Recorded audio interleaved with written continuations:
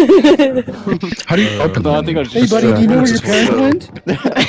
Are you lost? Let me go look at our banner. Help me. How is menu Wait, open? Am I Mom and Dad, flying? bro? Yeah, Am I and flying? the scroll is No, not you're just great, tiny. so I'm gonna be Oh, working on that. Trigger and then the B Same button height. or the top button. If you want to I'm work on it real quick, get it functional the way that you like, and then rejoin because you only need it client side just in case. Then I think that'll be good. Okay, because yeah, that scroll bar is not dynamically working very well. It's like it scrolls, but then it snaps back. All right, our TEV rate is also That's cool. solid, so we're sitting pretty. Alright, I'm gonna try and maintain a fairly high bit rate as Just well. quality, shadow quality, ultra, plus simulation. Low, high. It's high the highest. I think Willis. Oh, I can. Alright. Oh, Shadow's Ultra. What does mine Don't say? mind if I yes. Wait, maybe Goose, Willis. yeah. Who's streaming? That's you, right? In Town Square. Hi, Pookie. Okay, thank you. How we doing? I literally just got home from work, by the way. I made it just in time. Goose needs a mod. Goose needs a Literally mod. got home from work, downloaded the So does Willis. Yeah. I know, I just wanted to hear it, like, yeah. Here, let me max out my Where's your graphics arm, as bro? well, making sure that they're fully maxed out. Hour or two. It's feels weird not having I think armor he's now. okay. Maybe. Yeah. Okay, I'll close it the same way. Hey, dude, I'm not into dudes. Come on, get out of my face. Jesus. No. Why are you so small? What the fuck? Oh, you know what's starting to happen, Eric? Why are you so small? Because we have so many people in voice. Why are your hands like that? It's cutting over music. What do you have against my hands? Is Yeah, it? do you want me to reduce my music audio? Yeah, have my I can hear music that too. way low. Yeah, you can if you want. All right. This is gonna be Yeah, loud this is- for those of you that have. Wait, hold on. I've turned up stage volume as well. All right, can you guys hear me? Oh, damn. Holy shit. Damn. Look at all those people turning to me. All right. So if Yeah, it's too I loud for actually you, didn't hear you like that. you can open your menu. And that way you can turn down your stage volume or turn up your stage volume. A bug that we haven't been able to find until now is one that if we have too many people talking at once or all these voice things connected, you won't be able to hear music. That's fine. I'm not worried about that too much. That's a bug that we can fix later. So Oh, you are right. I can't hear it. Star, you're talking for normal. You're talking normally for me. for you, I'm did in you the newest rejoin? build. Rejoin. Okay, here. Let me. Okay, I'm gonna make sure that everything is set up. Are we like staying in this build Hey, can you hear? for the Q&A? Mhm. Okay. We're gonna have so to. I There's can- no way around Are it. you in the Q&A too, Yeah, I bro? was talking to Discord. All right. Let me adjust my bit rate. Then I'm gonna restart and ensure Are you in? that. Are you in Q&A too? Wait, can you hear? Yeah, Q&A too. Yeah. Okay. No. just making sure. Oh, perfect. Okay, my bit rate should stay pretty high. Look what you've done to him. It's like when somebody's talking on the phone and they're like Bluetooth headphones. You say, "Yeah." Corey! Oh, yeah, I'm sorry, I was on the phone. I was like, Hi, Corey! like when someone's waving at me. I'm also gonna disable my microphone I and don't know how I auxiliary. opened it. Dude, this controller is so awful and drifting so bad. Okay, so currently I'm getting. Yes, joining me in the squad. We Oh, must compliment. oh no, no, I'm not. I was not inputting anything. I'm not Sorry, inputting throwing it back anything. right now. The Oh, screen that's is just set up, drift. Join our That's brothers just and drift. sisters. Whatever you want me to, I'll just. That's not a bad drift. Restart. Give me 1 moment. Hey, do me a favor. Everyone that can hear me loud, raise your hand. Oh. I'm waiting for the Steam frame, man. Fucking late night workout. Are you trying to get small, Corey? Yeah, this is the This ain't acronym. late. Okay. When you're Wait, let me mute it. around 30 people, it's becoming a little bit hard. Hold on. There's not much though. Hi, Ain't Kyrian. nothing like a little bit of exercise, you know? You're bald and Oh my small. God, there's a little bald guy. You could choose bald. I didn't know. Yeah. Option 0 is bald. Oh my God. I have it off right now, but my Bald is awesome. Welcome back, host. Oh God, somebody's voice.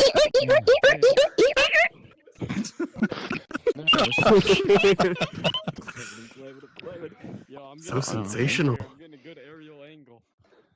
Okay, how many? Yeah, hello, quality because my PC is slowly dying. Wait, is there push too I need some FPS. I don't think Star can hear you. It became 60 I already. think he can. He's just not very loud. Just not very loud. Not very talkative, are you? Alright.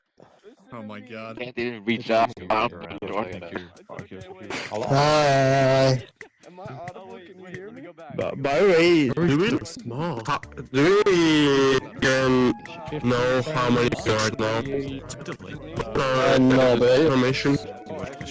I don't think we can do. I don't think we can. If I booted up the actual build, not the then I can probably see it. But oh, there's already trying to escape. Oh damn! You are folded in half completely. Alright,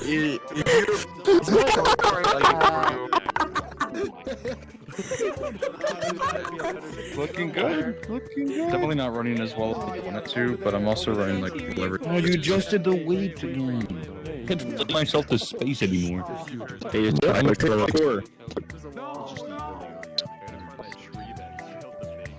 Yeah, you might as well. Sorry. If you want the info, I try to get everyone in my frame of view, and I'm dropping to like 39, 50 bouncing in FPS. So still not awful. It's not awful, but it's not what I want. you can lower shadow quality. Shadow quality. Your voice is totally. You know me, I'm gonna For me, climb your voice don't. For me, you're like is only your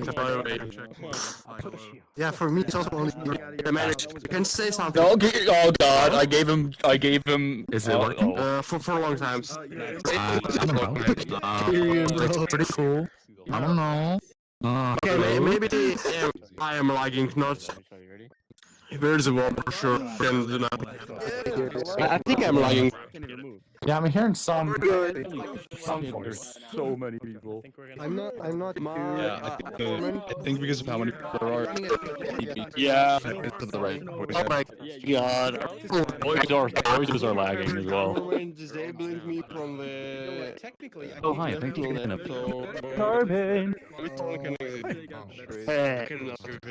I can turn off the computer right now, but Sorry, where's my poop? Tira, there's Tira! Doing, bro. I don't think you're using the right mic. Get down from the ledge again. I was doing my usual clay. Get down from the ledge again.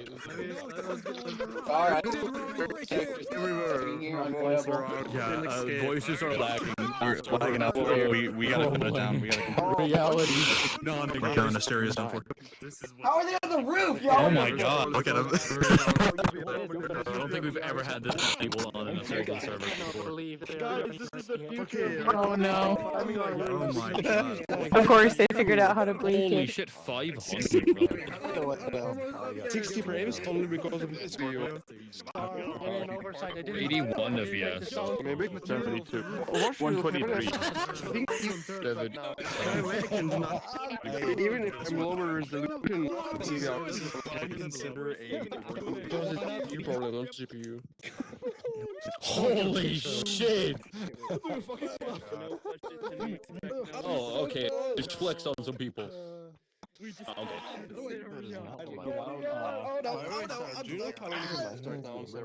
Holy shit. Nice. Guys, I think I'm behind an invisible wall.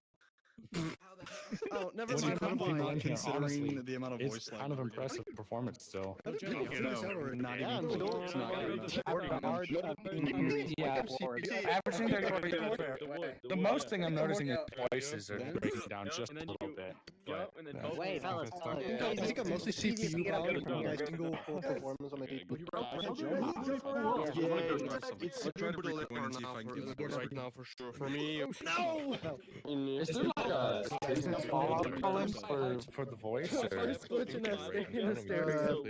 There probably go lower. I feel like this is gonna be a great start already. It's not that extreme. lower. I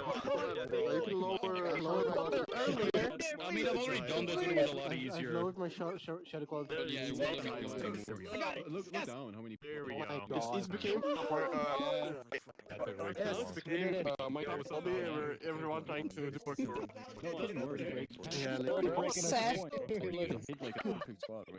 Seth, why are you so small? No! Oh, shoot! Can you hear me? I thought they were talking to me for a second. Seth, why are you so small? No, I just... Hi, Seth. Why are you so small? Is this real life size? Real life size. Tiny. Life size set. Hold on. Oh, I love how you put the menu. That's so nice. I love it. Is it sliding for you guys? Yo, Star, are you able to hear me? No, yeah, it's you slide. There's you no slide. wall. Oh, Are your hands super small for you? Star, can you hear me? My hands are so small, bro. I got like those, you know, those oh, little. I don't know how they Yeah, get I this think so it's close, so gracefully.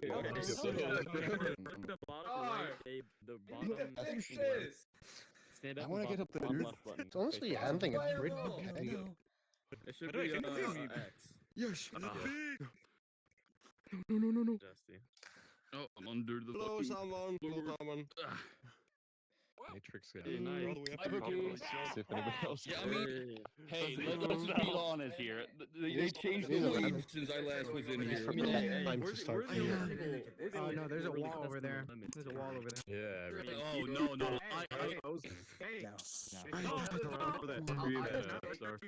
I've been out there. I don't think you know about the limits, bro. I've been out there. Show us the way. Show us the map. I've been on free roam. I've been to those mountains. This is better than the Q&A, guys. Oh, holy fuck! Oh my god. Insane. I'm gonna need the Q&A if I can climb stuff, guys. Hello, Azam. Is there a wall? I like Kira. This is exactly what I've climbed up the Oh, Lee, that's so many people. Little do you guys know, this is the final build. This is the game. This is it. How did you guys get up there? No, We're just expertise climbing, You see the gate? Yeah, like it's already learned that. Oh, shroom. No, I'm not worried. I'm just trying to climb it. I think I can climb it. Okay, don't play with muscles. Slide up first. Yeah, you can't go close. Be a first for me. I'm surprised on I mean, we were the only one to get slowly Cut out with the second, you know. press right, Even if it's the last thing I do. Ouch. there. I mean, it's running. Move your head forward, so let's see Well, this is forward the worst too. this has because ever run for me. I'm not maxing out my FPS shader. Oh yeah, okay, you need to crouch Is there down. not a Yeah, better okay. link on this? I want to take a picture here. This is the first time I've ever been below 60 That's FPS. crazy, dog. Yes. Get up. Where are my keys? I mean, Dude, where's oh my god, for you know where 40 FPS No, or where's where's Kira? There's so many people Yeah, because with the There my we CPU go. is dying. Kira? Yeah, my CPU is probably dying as well. I haven't even checked. Wait. You have to like. It's so busy. Holy shit. I'm thinking FPS per hour. There's so many people.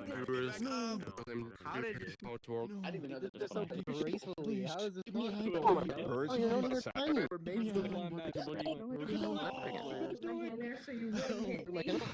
Eric! Gerard, let us know! Probably do it. Let us know! High charge now. Oh my gosh. Okay, wait. That might be the answer. Let us know! Look at all these low. I shouldn't be. It's using. I'll Oh, find a bygone. that'll do it. Catch. There we go. Okay. Hey, get better at parkour. Maybe you'll All right. Do me a favor. We're just gonna have to talk through Discord call because this isn't working. I'm about to turn down voice chat entirely. This is cool, but the voice chat is I struggling. cannot hear you talking. I don't know if you can hear me. Say nothing. I think Say nothing. Or it's just a problem of voice. I'm gonna find a Look at way. how many. I think we should start with the group picture. You see how many people are here? Oh my Oh, wait, no, hold on. I drifted off Zach, the fucking. on your Zach. All right. Hey, let's do it on stage. Not on the stage, but like let's do it in the seats because everyone's gonna be here, and also the stage is blocked off to them. Don't settle for good. I'm surprised at how. Never settle for good. Oh no, it doesn't matter to me. Bro, looking at We are blowing through Tev, which isn't surprising because we do have a ton of people here. Let's go look at our. Oh wait, I think you can kind of like We currently have 66 players in. crouch before you jump. I cannot hear you. menu. That's not bad I cannot for. hear you. Obviously, the one thing is voice, but that's gonna be a like a bit rate change. But like the players moving around is working. There are a ton of people here. Hi. I have something hidden behind. All right, let's go ahead And I don't know how well anyone's gonna be able to hear me. Let's go ahead and go over to the stage so we can get a picture with everyone here. Look at all these fucking assholes. Dude, they're everywhere. Oh my god. Hey, woo! Spread the word. We're going to the stage. There's no way they're gonna be able to hear me. That's so fucking bad. All right, let's get as many people as we can to the stage. Oh. Jeez, baby. You're in the circle. Let's just start going over to the stage and maybe people will migrate. I probably should have. I didn't think this would blow out at so many players. Oh, jeez. I'm gonna lose balance doing this. I should have expected it. I mean, you put people in a VR game and they want to climb. That's like the whole thing. Somebody turn on the amphitheater.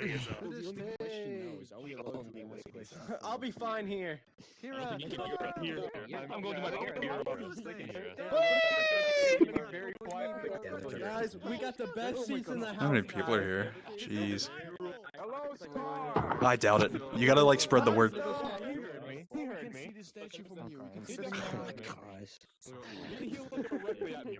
I should have made like a smoke signal or something. We should have Hi, Willis. I should have given you a fancy tag. This is my depot.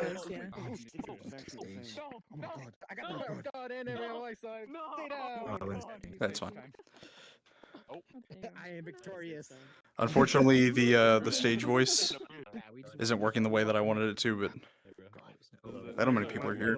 This is crazy. All right, to all my guys that are in the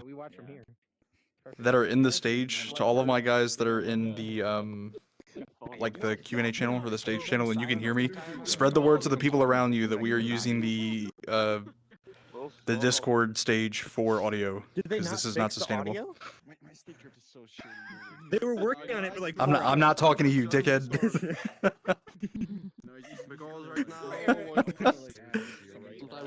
Too many. Someone go DM Eric. Too many people for the audio. Not enough. If you need to hear Sour, please join Discord. What? Goose, can you hear? No, I cannot. Yeah, probably a good idea. Eric either. I have not been able to hear. My CPU button like to go is fully. No. All 6 cores dying. Yo, guys, everybody stand still. Everybody Hey, let me check. Dude, look at them up on the roof. They're like taking pictures. For CPU every smart. There's quite a lot of people here. There are quite a lot of people here. Oh my god, 95% on CPU. I never see it. It's incredible optimization. In this economy, I mean, We got what 100 Hey, people in our God. audience. Blowing up. I think it was like 150 or something. I got the founders. I got founded just. This is I know there's somebody in here that. This is not what I wanted. Oh, I'm like all up on Eric. There you go. That's a little bit too much, and I don't think you get that many more. I looked at your stream and I was like, dude, I'm like right in his chest. You get extra seats. That's this thing that I want. Look at each other. I don't know that much. I thought you Okay, well. I'm trying to find the. All right, I'm gonna go ahead and assume. Wow, this is so scuffed. I was like, this is gonna be a little bit scuffed, and then it ended up being more scuffed than I thought it would be.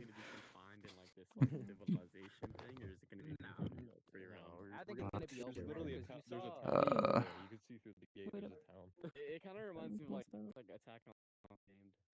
Okay. I'll relay the message. It really reminds me of Sword Art Light, Sword Art Online Word and VR chat. All right, again, one more time. So for those of you that are in game and also in this channel, if you could do me a favor and just say to the people around you, we're doing audio in the Town Square channel in our Discord.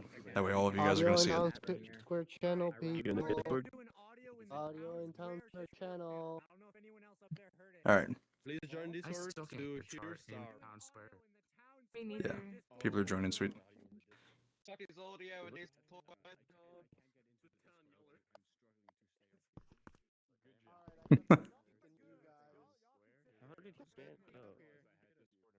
You better get the hell down from there.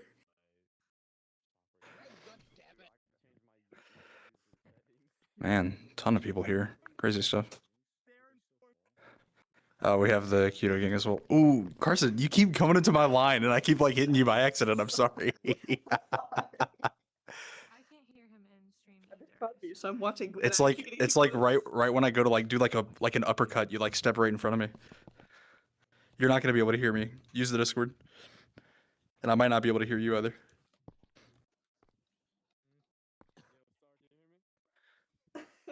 Sure, whatever.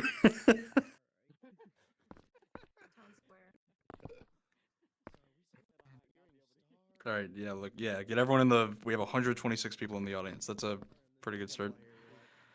All right, so I know that most of you are probably in the Q&A channel. I want to make sure that we have everyone, including our partners, because it'd be awkward if we didn't. Perfect, perfect. All right, so sorry about having to move to Discord. This is the first time we've ever put this many people into voice, and I am not surprised that that it's struggling, but I know exactly how to fix it, so we know for next time. What's up?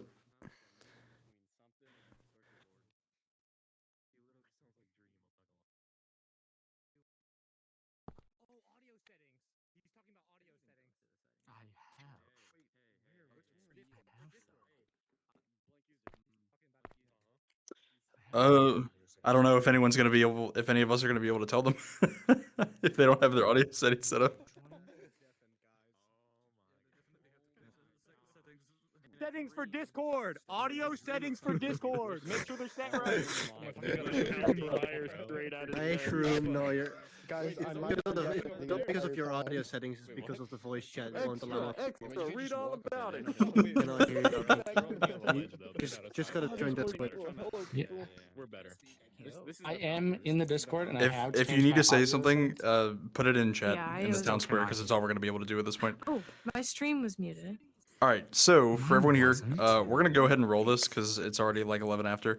I would like to start with some disclaimers. So obviously, if you guys couldn't tell, there are some things that do not work as intended in this build. I knew that going into this. It's one of the reasons that I canceled last week's and then moved it forward, because a lot of things were broken to the point where we couldn't turn it around. Obviously, the player model was a big part of it. Some of it was customization related. If you guys see Kyrian, he's tiny and bald, so you know, if that gives you any indicators. Obviously, there are some things that we haven't done yet. However, we are in a good spot from here. These models that are glitchy, that kind of suck, that you guys see. We actually just brought on the character modeler who worked on Lone Echo VR. So this will be the last time that you guys have to see these terrible models. To my partners in the stands as well who are listening to this, and I'm sure your frame rates are dropping, I'd like to also apologize. Obviously, we have some pretty high connection. This should be the last time this runs like this, and every time from here on out will be on Steam, so we will never have this problem again. I hope that once we get that happening, we'll get to start to see these early builds, which means that all of you will be able to join once every couple of weeks or so, because we'll be able to push those updates directly to Steam, as opposed to having to make a build and then post it on a link somewhere. Hopefully it's not the worst thing in the world for you guys, but I won't lie, I am not happy with this build. Generally, whenever we were talking about getting an early build out, I think I was pretty worried about about fidelity, about frame rates, and I'm not happy with this at all. That being said, we are in a good spot to move towards further builds, maybe every couple of weeks at the absolute most, as we continue to add features. Obviously, from here we talk about implementing inventory systems, combat, and then of course just improvements across the board like we have been before. We've been bringing on a bunch of people to be able to do that. And so I appreciate the patience. Obviously, this is not the ideal Q&A build, and next time it will not be like this. So thank you for not throwing torches and tomatoes at me. As I said, runs like shit, but we're having a blast.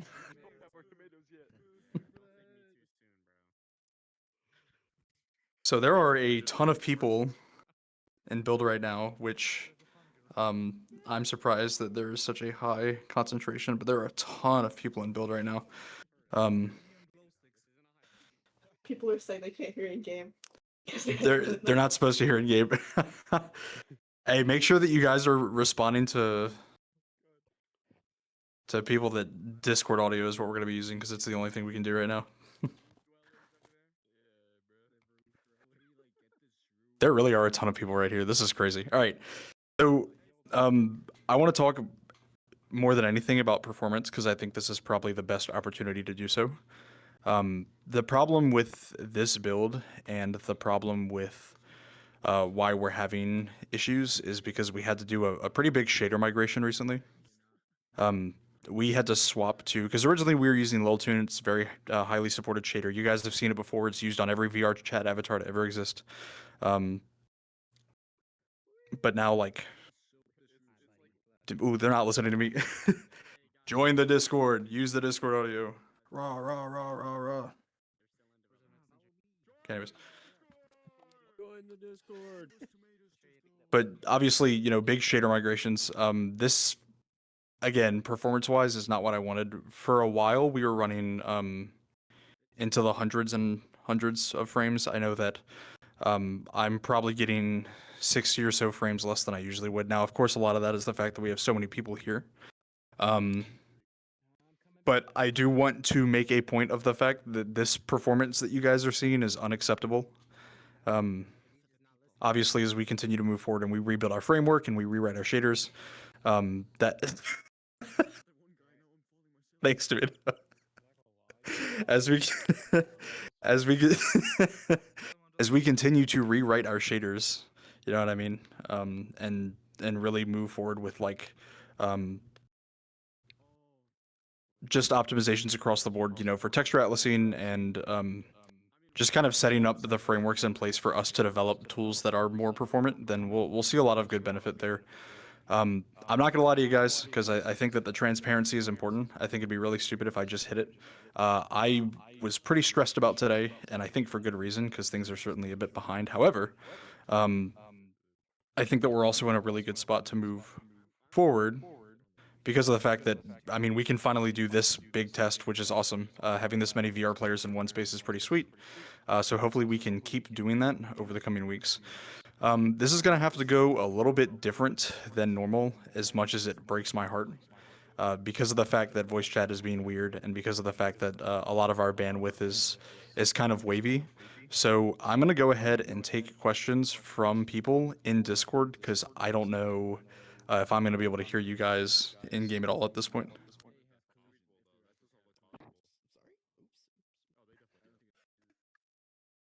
You still not hear me? I can't hear him in anything, bro. You can hear me. Really? Oh, I hear you too. Nice. It's working now. No worries, he was just talking shit Finally. about you. Yes, you. Oh, wait, okay. It doesn't hurt to try. Come on. The amount of people How can I not get back up here? I did it first. Yeah, if you guys are, again, I would not expect the like voice chat to be working in a way that is serviceable right now because of how many people we have. So if you think that's going to be an issue and you can't hear me well in game, just use the Discord. It's going to be easier.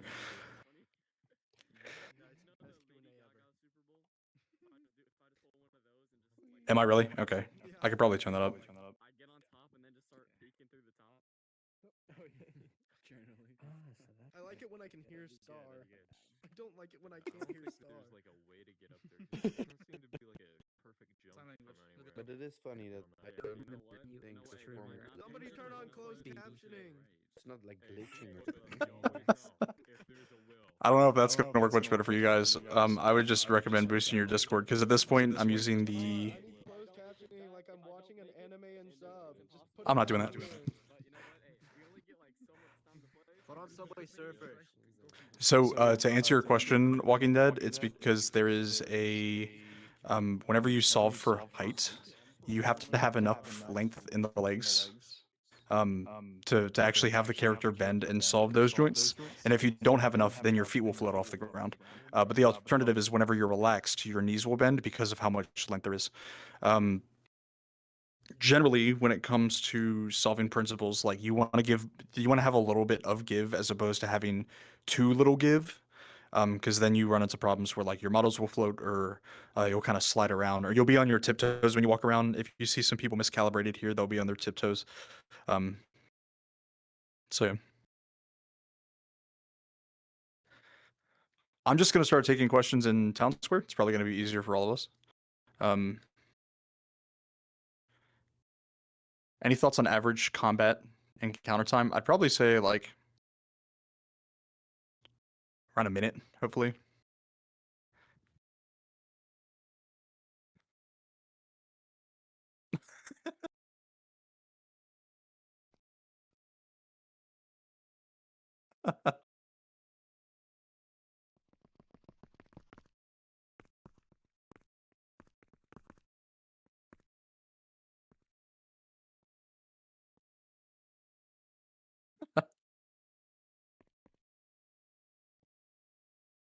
Yeah, I got it fixed.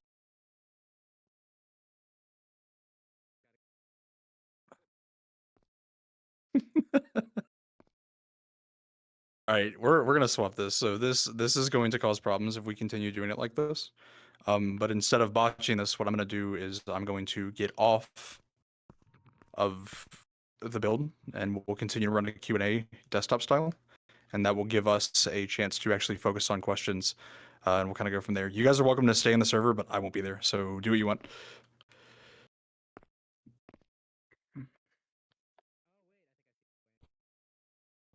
I don't think so, because they're or no, he should fall through. They won't have physics on their own. No, it's a cloth simulation. Hello, Sherlock.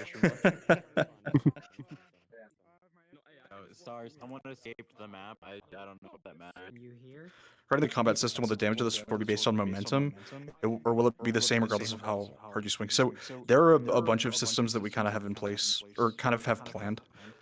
Whenever it comes to like actual strike strength, it's going to be speed, right? Your momentum. It's going to be your strength. It's going to be cut alignment, and it's also going to be material.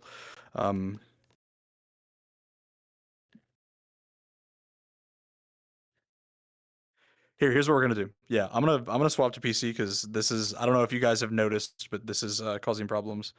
But I'm going to continue to answer questions in Discord because it'll be easier.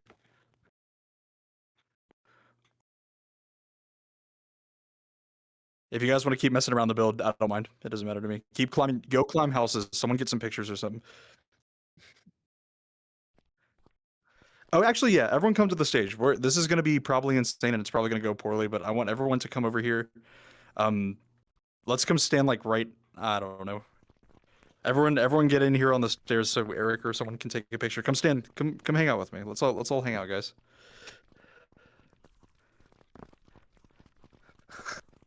There's so many people. This is crazy.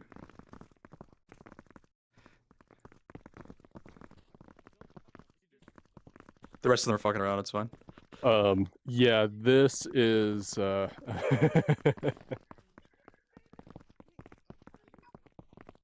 ahead, Eric. Get your screening.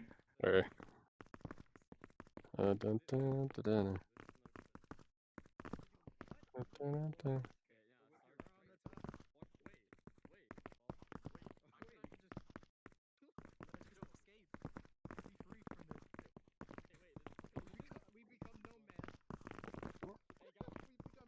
Golly, dang. Snipping tool, why?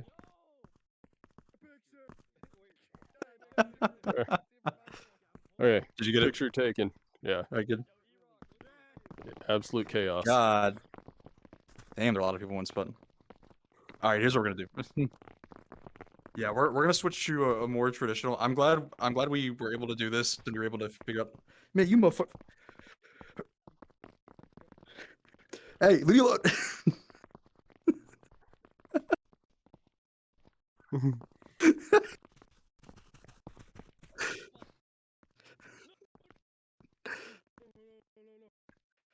No, this is gonna be great. I can tell this is gonna be great. All right.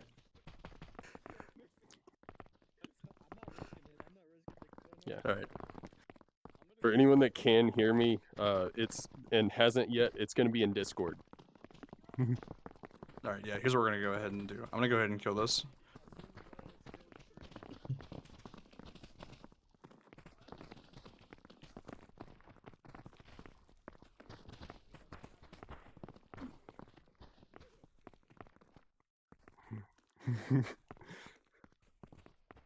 There we go. That's a little bit better.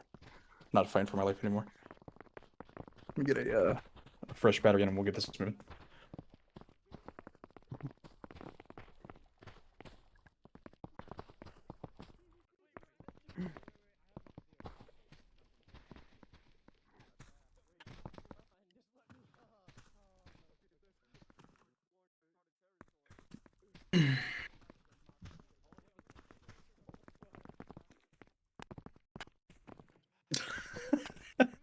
The fuck you doing there? Okay. So I wanna kind of open the door for conversation here. So what we're gonna start doing is we're gonna start asking questions, and again we're gonna use Discord to do it. For those of you that can hear me, if you have friends that are struggling to hear anything, please.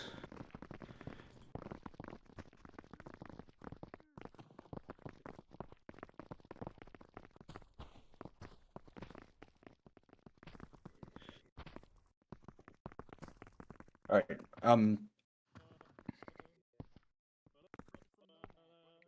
But yeah, we're gonna go ahead and start doing it in here.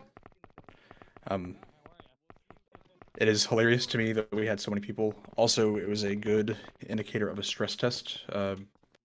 Just to kind of lay out the metrics, we set at about it was about 100 players, like just under 100 players, in what I would consider like a 10 by 20 area, with like very few calling, like very few player calling. So that's pretty exciting. I'd say that that's probably a good sign. Now, some things obviously that we found out is there's a bitrate issue with Vivix, which we can definitely change, and then obviously some of the visibility things. I'm pretty happy. Obviously, I know that this was for Q&A, but I'm pretty happy that we did this now. I knew it wasn't going to be the greatest in the world. However, I'm surprised that we got so many in without like crashing. So what we're gonna go ahead and do now for all of you that have questions, obviously Willis is probably gonna stay in game and keep looking at people, and I'm sure Hoax will do the same while he's listening. Hoax, if you can hear me, put something in chat for me. That way I know that you're chilling and I'm heard for stream or whatever it is. For those of you that have questions, let's go ahead and just start raising hands, and then we can go from there. I'll start picking on you as we see them go through. So.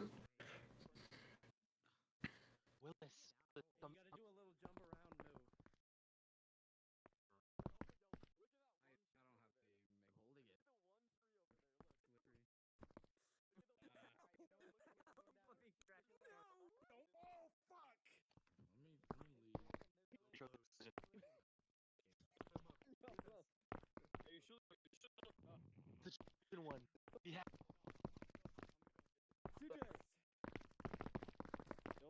Plus your audio Discord chat. Yeah, I figured it was going to be numbers, so it looks like we're probably going to switch to something a little more custom for our wish chat. Where is our You guys should be able to request to speak. That's a thing that you should be able to do. That is a ton of people. Okay, there we go. Yeah, we'll start doing this one at a time. I think that'll just be the easiest for us. We'll kind of just go through them all.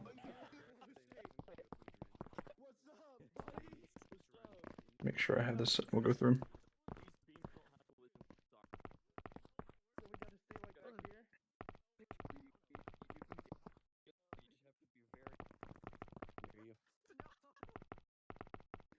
It might work later. That's how we start off too.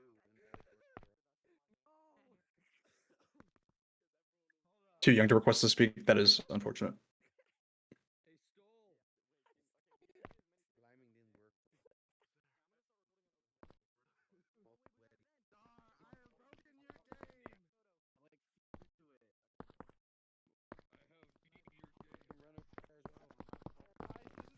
There we go. All right, I can hear what's going on.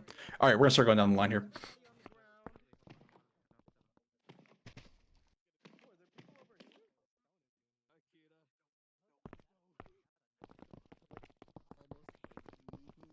All right, Timothy, you're up.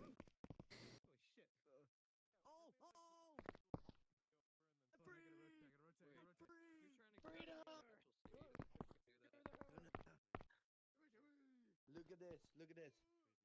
Whee! Ah, shit. I think I'm broke now. Hello, can you hear me? Loud and clear. What's up? Okay, me and a ton of other people are having troubles with our mics. Do you know if there's any way to figure that out? There's not going to be right now. So it looks like, from what I can tell, even with fall-offs, it looks like we're kind of having an overlap issue. We wrote a series of like router scripts to kind of allow a much more palatable, like server palatable voice chat option to be spatialized, but it looks like even with that, it's struggling with the amount of people. So we're gonna kind of have to shift direction for that. It's the reason that we moved to this channel. Super unfortunate. I wish it didn't happen, but now we know, so we can change that. Oh well.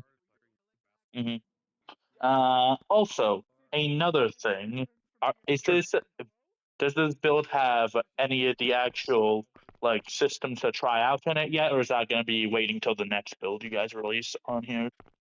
That's gonna be the next build, and it should probably be a couple weeks from now. Obviously, the one that we have closest to being player ready is blacksmithing. I'm sure you saw Eric fucking around with the headphone on stage, but Yeah, someone has to slip through the barrier and steal a sword out of his hands. yeah, that checks. I'm not surprised. But in a couple of weeks, at the very least, people are dropping to their knees and praying to them right now, calling them the chosen one. So what's gonna happen over the next couple of weeks is like we're gonna start doing like isolated early builds. So we're gonna take standalone mechanics and then put them in individual packages. So even when we don't have the servers up, people can go and test out, feel how they work.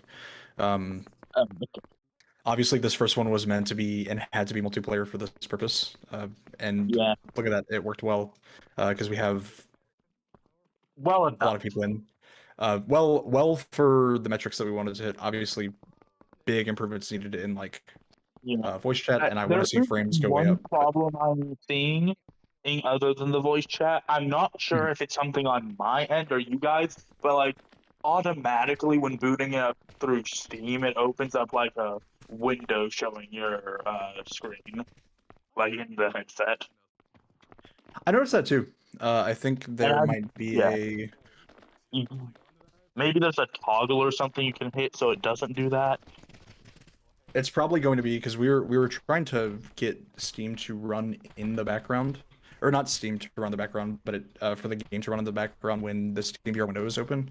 Because if not, it messes with time sync. But it looks like we might have added the wrong the wrong window there. So no stress. Yeah, you can close it out manually. It's just it's just yeah. Yeah, because you have to do it every time you log in. Yeah, it's gonna go on our fix list. I'm sure we'll have it set up and clear by the next time we do this. Oh, and I can this is already more polished than some games I've seen. So you guys are doing great. You're not gonna like my response. I'm not happy with it. I was pretty I think pretty malignant whenever it came to like putting this out, only because it's not anywhere near what I'd want to show people. But also I know that something I one sec. Alex, go. Okay. I'm gonna go ahead and I'm gonna move you back to the audience, but I will expand on this because we have more people that want to ask questions. Okay, but thank got you. I appreciate you reaching out. So one of the sorry, I didn't mean to cut you off. So one of the big things is like I was pretty upset when I did like what was it?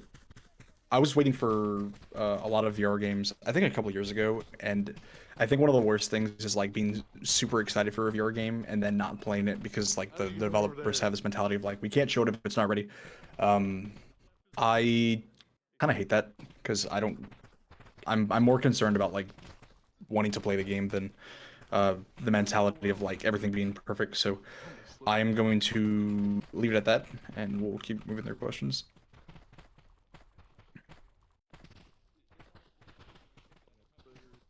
Shroom, you're up. Also, you're muted. Hello. Hi, hello. Alright, so I have two questions that was asked that they can't talk. The first That's one fine. is, when you get injured while fighting, will it show as a cut or a health bar or both?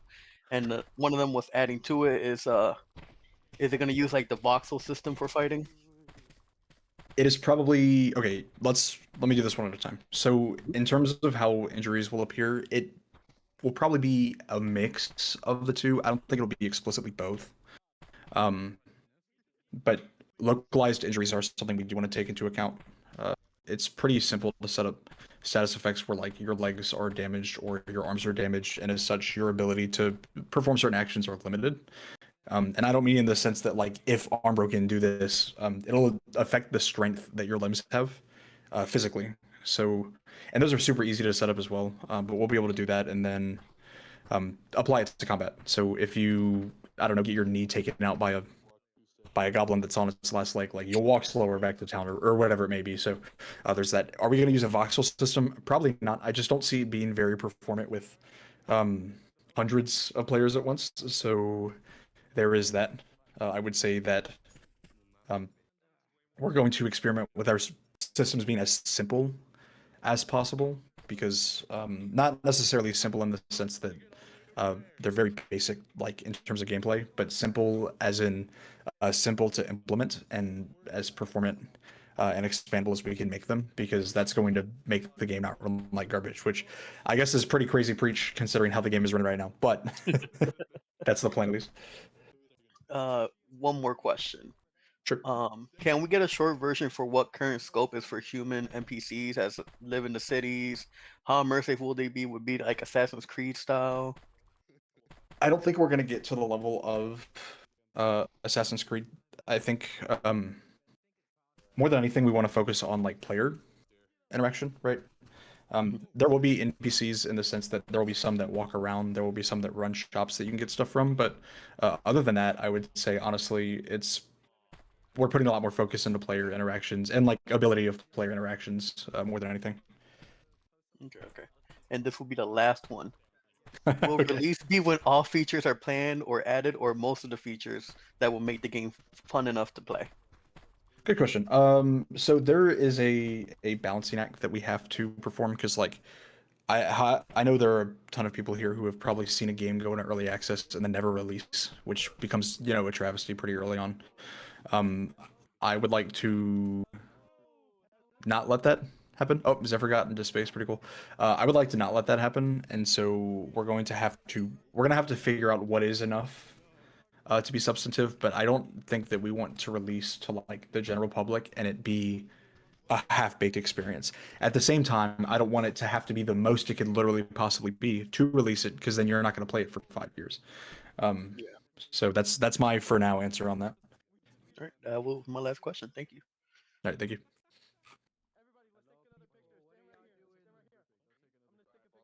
All right, Dwight, you were up. Oh, hello. I had a question about like the combat system earlier. I asked it in the text chat earlier, but I'm wondering how like fast the attacks are gonna be, roughly. Like, how much reaction time are you anticipating giving players? I think it's gonna come down to the enemy and what they're using. Yeah. But I think a good basis is battle talent. I like that stronger enemies and battle talent are fast and can catch you off guard. Oh, those light sweeps. Yeah, not very large telegraphs, not like really slow windups. Granted, there are obviously exceptions to that rule, but I want it to be snappy, right? I think we've had enough VR games where combat is kind of a letdown, and it's VR, so that's not really acceptable. So, you know. Yeah, because like currently the only real like big name VR games are honestly rather slow with the combat, and they are by necessity. Technical limitations kind of drives like, you know, everyone talks about Zenith. Zenith is the big one. Obviously, you know, Zenith had its own like subset of issues, but one of them was that like technical limitations disallowed more advanced combat. I don't think that we have that limitation anymore because of things like spacetime. So that's pretty exciting. Obviously, we're going to do a lot of planning and a ton of prototyping like we've been doing, but I think we're in a good spot to really experiment with like larger scale combat. That's all I really was curious about. You got 2 more down there in the text chat though that I see, but that's it for me. Sweet, thank you. Yeah, so what we'll probably do is I'll continue to answer voice questions, and then I'm sure that Shrim will kind of gather text questions as we move, because it seems like that's working so far.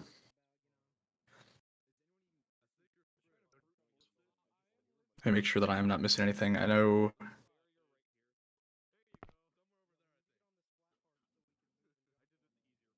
What's it? TNTN, Tim and Race Center, no one else? Yeah, okay, cool. Just making sure.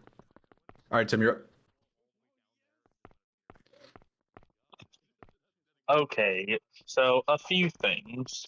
First off, with the point that was made earlier about like the injuries and stuff, will there actually be like changes to the player models, like showing injuries? For Like, injuries, yeah. Okay. Another There will. just I will say there will be limits to that. Obviously, we don't want to go into like the area of gore. You know what I mean? But yeah, I know, there but will just like be. small cuts or stab wounds or stuff like that. Yeah, and we're even experimenting with like scar systems for players that want to have like those battle scars show in their character. So who knows? Maybe that'll be something that we can Yeah. try to push as well, just based on the way the And- player model set up. Okay. And also another thing that I thought of when what I forget who was saying it, but that guy that mentioned like the attack speeds, enemies and stuff. I'm not saying you guys have to do this, but it would be. Have you ever watched Solo Leveling? I've watched very small parts of it. Have you seen the Igris fight? I don't think so. Oh, there was this one part later when Jinwoo goes into a dungeon and he isn't allowed to heal or use potions or anything like that. He's just fought an entire army on his own, and then he walks into a boss room, and this absolute just monster of a dungeon boss in full heavy plate metal wielding a giant anime sword walks onto screen and looks at him and points a sword and then just flash steps him. It So like for someone what it's crossed the hall in less than a second. I'm So just for what saying, it's worth, it would be one of funny to put the a dungeon to something like that right outside and tell players, oh, hey, free easy loot this way. one of the things that we have planned is just like a wider variety of enemies, and a lot of that boils down to size as well. You know what I mean? So Yeah, I'm just saying, if you guys had time to do it, I'm just saying that would be a funny troll boss if you put like a secret path leading off to it, like right outside the main city or something. I'm sure we'll have our opportunities. Yeah. Oh, and one more thing. So, one thing I have absolutely hated with VR games is that they always just have it so where, like, say you're blocking an enemy, you block and then they just immediately go into a preset animation and of getting knocked back, and it is just. And then I was fine with it before, and then I played this game called Clone Drone in the Hyperdome, and when you attack them, or like if you hit their sword, like if you block their swing, or if you swung at them and they blocked it, the swords just didn't bounce away. They actually clash, and they would actually push against your sword, trying to push it out, like off to the side, as they were, or like locked together, and then pull away and stab you. Yeah, so we're using a physical system for combat. So I mean, yeah, there will be animations, but they won't be like hard strike. If you parry strikes, then it'll be like animation root motion. If you block strikes with shields, you'll probably slide back into the dirt, honestly, depending on how hard the attack is and how big the Yeah, but I'm just the saying, person like, is. will swords actually clash or just bounce away from each other? They'll clash. Okay, yeah. Let's add so much. All right, I'm gonna move to the next question, but I appreciate you greatly. Yes. Willis, help him. TNT, you were up. Look at him. It's good to see you. There we go. You're All welcome. right. Can I be heard? You can. All right. This is gonna be sort of a two-parter. The first one is like the actual question relating to the game, which is if progress continues as it does now, what is our closest thing to a planned release date? Go get permissions and then give it to you. Okay, truth be told, that's really going to depend on a Kickstarter. So right now we're at the point where we're kind of making our team a little bit larger, right?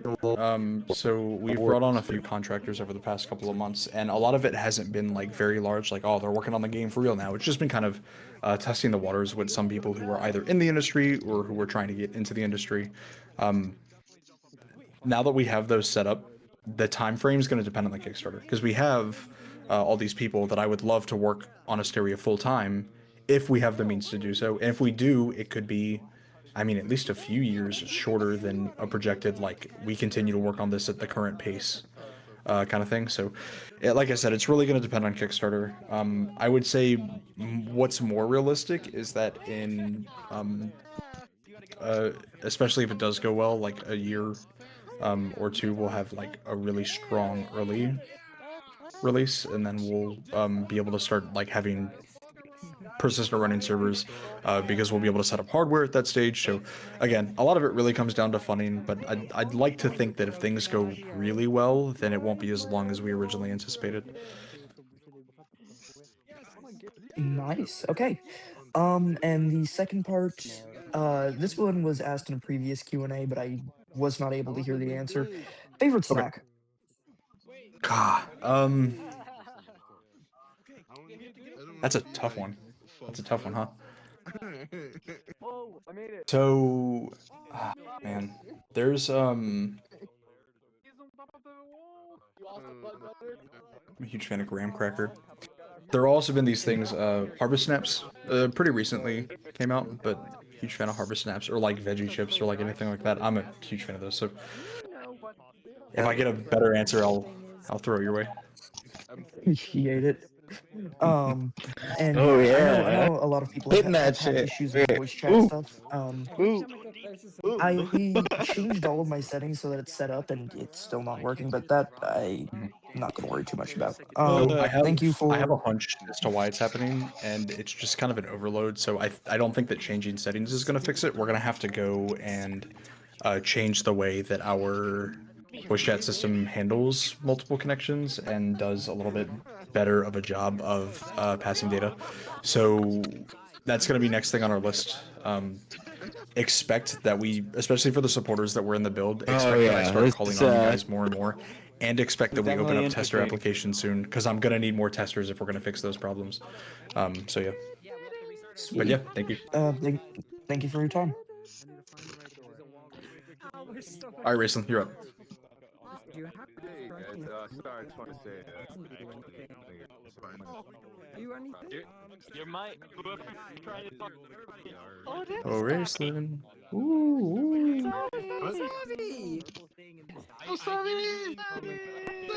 All right, am I on now? Yeah, slide and quick. Straight ahead. You have this whole speech. No, I'm just kidding. I just want to say, I know you were a little disappointed with the build, but I got to admit this is probably one of the smoothest with this many people that I've seen in any of these MMOs, VR MMOs that have come out.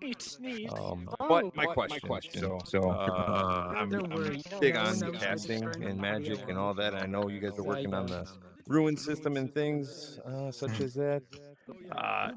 Is it designed to be a little quicker in battle? Is mages going to be rooted when they're casting? Is it going to flow with movement? Have you? Yeah. So great questions. So one of the things that we actually have been like discussing actively for the magic system, because I know that Toont has been working on getting the recognition set up. we have talked a little bit about how the planes that you draw on kind of move with you, the player, and so it's based off of a mix of like shoulder orientation. I know it's kind of weird, but it's a mix of shoulder orientation and like head positioning. So whenever you move, it moves not necessarily like just with you, but it moves with your drawing element. So like where your shoulder is positioned, so even if you turn your body, it'll stay there, but you can turn your head and still have the casting plane in front of you. So we've been experimenting with that because we want you to be able to move. You know what I mean? Obviously, if granted, this is a game, you know, we're focusing a lot on multiplayer interaction, but you should be able to do a lot of things by yourself. And if you're a mage and you can't move, you're probably just gonna die. Now, the runes themselves are, unfortunately, like, there's not shortcutting it, but we are working on, like, not necessarily a save system, but kind of a retention. So for those that specialize in certain elements, you're not going to have to redraw your element rune every time. It's just going to default to the last element rune that you drew. That way, if you're specialized, then you can just focus on pumping out spells. Obviously, we have a bit more to do, but we've started implementing that into the like early prototype scenes. So You can hear me? we should be able to show off some of that soon, which will be really cool. You can hear me.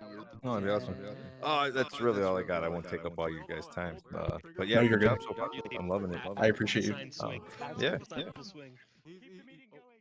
All right, Kiriko. I know you were struggling to talk in game. Let's see what you got. Give me milk so I can start throwing it at people. Hey, what's up, boss? Yeah.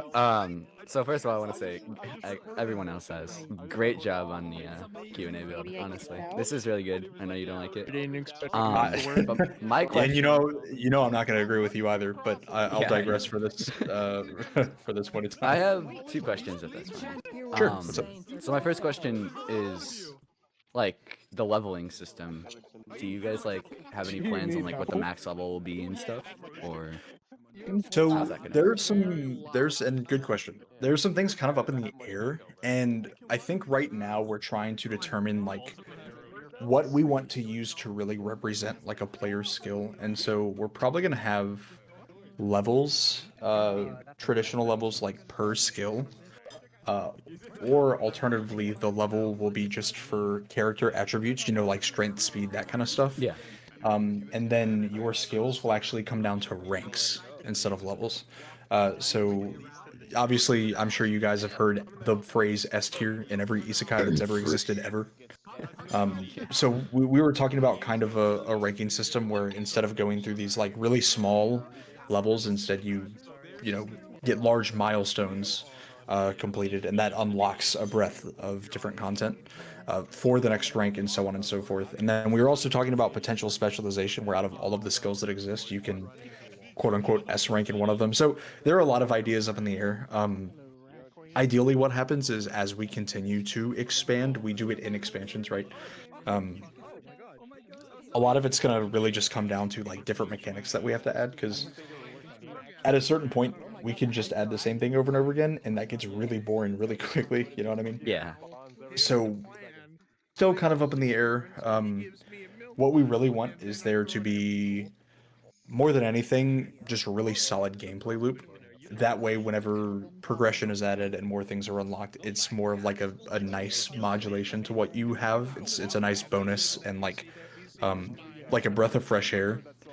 Because if all you're doing during the gameplay loop is trying to get to the next thing, then you're not having a good time. And for a VR game, that kind of sucks. So. My other question was for like the testers and stuff. Do Patreon supporters get priority for that or no? They do not. So our testing setup is a little bit different. So like this was good because I was able to observe all these players and I was able to see where like all of the potential problems lied, and I didn't have like the testers or the people in game to tell me what was going on. But when we do testing and something goes wrong, I need them to send me a full bug report with a player log, with their specs, with footage if they have it. And there are certain ways that those testers become better. We actually have some, not that this particularly matters that much, but the dude that's helping us with our QA, he has his hands in with meta, and he knows some people that do it too. So we're really trying to get our tester pool like super up to spec, and that's why I could never promise like tester priority for supporters. Got it. I also somehow glitched under the map. Sweet, join the party. Take a picture, and in like a month, whenever all those bugs are fixed, you can be like, I was there. It's like a badge of honor. I got you. Thank you for answering. No problem.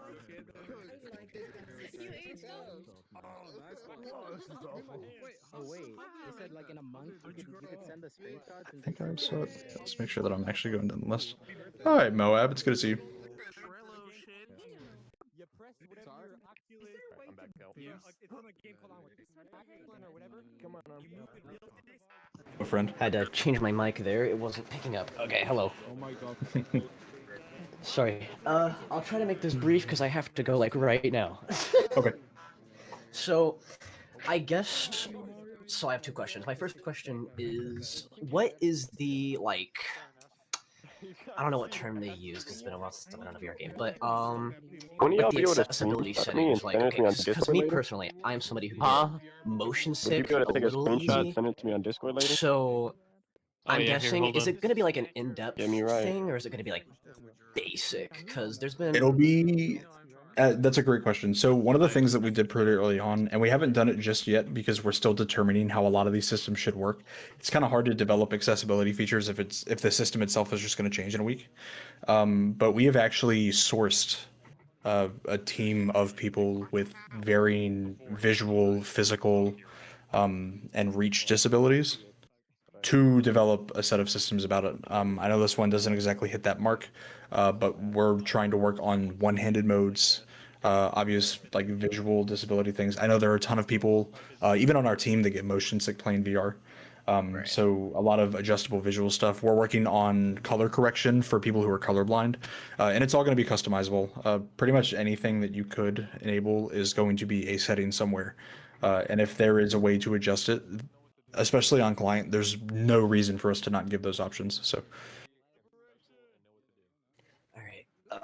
yeah, that's pretty cool. I am actually kind of thankful for that. I didn't know you guys were like going that in depth. That's cool as hell.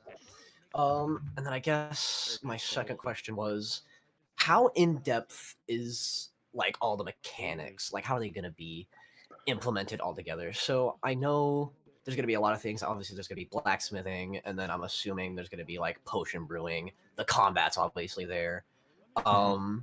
But I guess like, oh, can you like sell stuff as like a second source of income, or can you do this? Like, I'm not expecting you to like have 50 different things going on at the same time, but course. like, So what is one of the- potentially going to happen?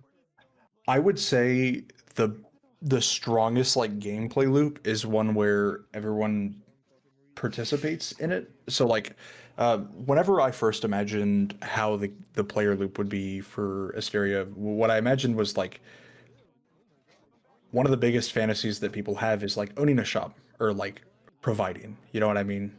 There are people who don't want to go do combat, especially if it's going to be difficult or scary or what have you. And so ideally what happens is that as a smith, if you do, get high enough and you do purchase a building, you can own a shop and sell things to people who need it, you know what I mean? Or someone can come to you directly and ask for like a weapon commission based on materials they bring you and their specifications. But that should be a part of the loop. Same thing with like cooking. Obviously, I love Monster Hunter, but food is a very big part of it. You don't have to engage with that system, but you should. You should want to. And so, people who fight will go back to town to get food for buffs, and it's cyclic. So there is sort of a loop where there's people who will go out and do combat who can like bring other players stuff to do this or that. There's going to be like it's going to be full participation for everybody. At its absolute best, and it's gonna. I think that was one of those things. Like, obviously, we want to be very careful about like player counts. I know people are like, "Oh, you should have like 7 major cities," and it's like, no, we should really start with 1. Yeah. Because we want to get the most out of that loop without it being like forced. So All right, absolutely. All right, well, that's all I have. Thank you for your time. Thank you. Appreciate you. Oh, I almost left the stage by accident. That would have been really funny. All right, I'm assuming. All right, Vila, you're up. Hello? All right, perfect. There Hi. Hi. First question I'd like to ask is kind of regarding enemies, especially in like close combat. I noticed in a lot of VR games, like the enemies kind of just either run at you or shoot at you at a distance, and like, will the enemies use more of their surroundings in close combat or in other areas that make it harder for us to kill them? Yes, actually. So there was one thing that I was just talking to. So Raceland, who is currently working on that Goblin model that some of you have seen, the Goblin-esque model, we were talking about like how that one is going to be from one of the two enemy factions, quote unquote, and they're very crafty. They use their environment, and so the reason that he's setting up a bunch of like open-ended, one-handed animations is because I would love for him to see a rock on the ground if he gets disarmed and just try to throw it at you as a last-ditch effort. And then whenever it comes to like, dungeons or caves, they won't be standing out in the open. They'll hide behind walls and wait for you. Obviously, a lot of what we imagine of Asteria combat is in the middle of what is a turf war or what is after it. You know what I mean? And so these enemies aren't idiots. They're not, just born. They are battle hardened. They've felt the wage of war, and they've learned from it. So I want combat to be dangerous, and I want you to feel like there is an enemy on the other side trying to kill you. Right. Okay. Oh, that's great. I'm glad that you guys implemented that. Another thing is on top of like blacksmithing, crafting, alchemy, or whatever, and all that stuff, what other mechanics can we take away from RPGs like Township Tale or Zenith or like even Oathbreakers? Like, what can we take away from those mechanics that might be in Asteria? I would say the big ones are cooking, crafting, blacksmithing, and then you move on to stuff like alchemy. Honestly, your gathering mechanics that you see in things like a Township Tale. I don't know if you guys know this, but I love Township Tale. I wish it had more content, but I won't get into that. But they have a ton of cool ideas, and so mining is a huge one. Being able to farm stuff is an idea that we've played around with that I'd love to make work. I don't know to what extent we'll have building. Obviously, I know that's not going to be the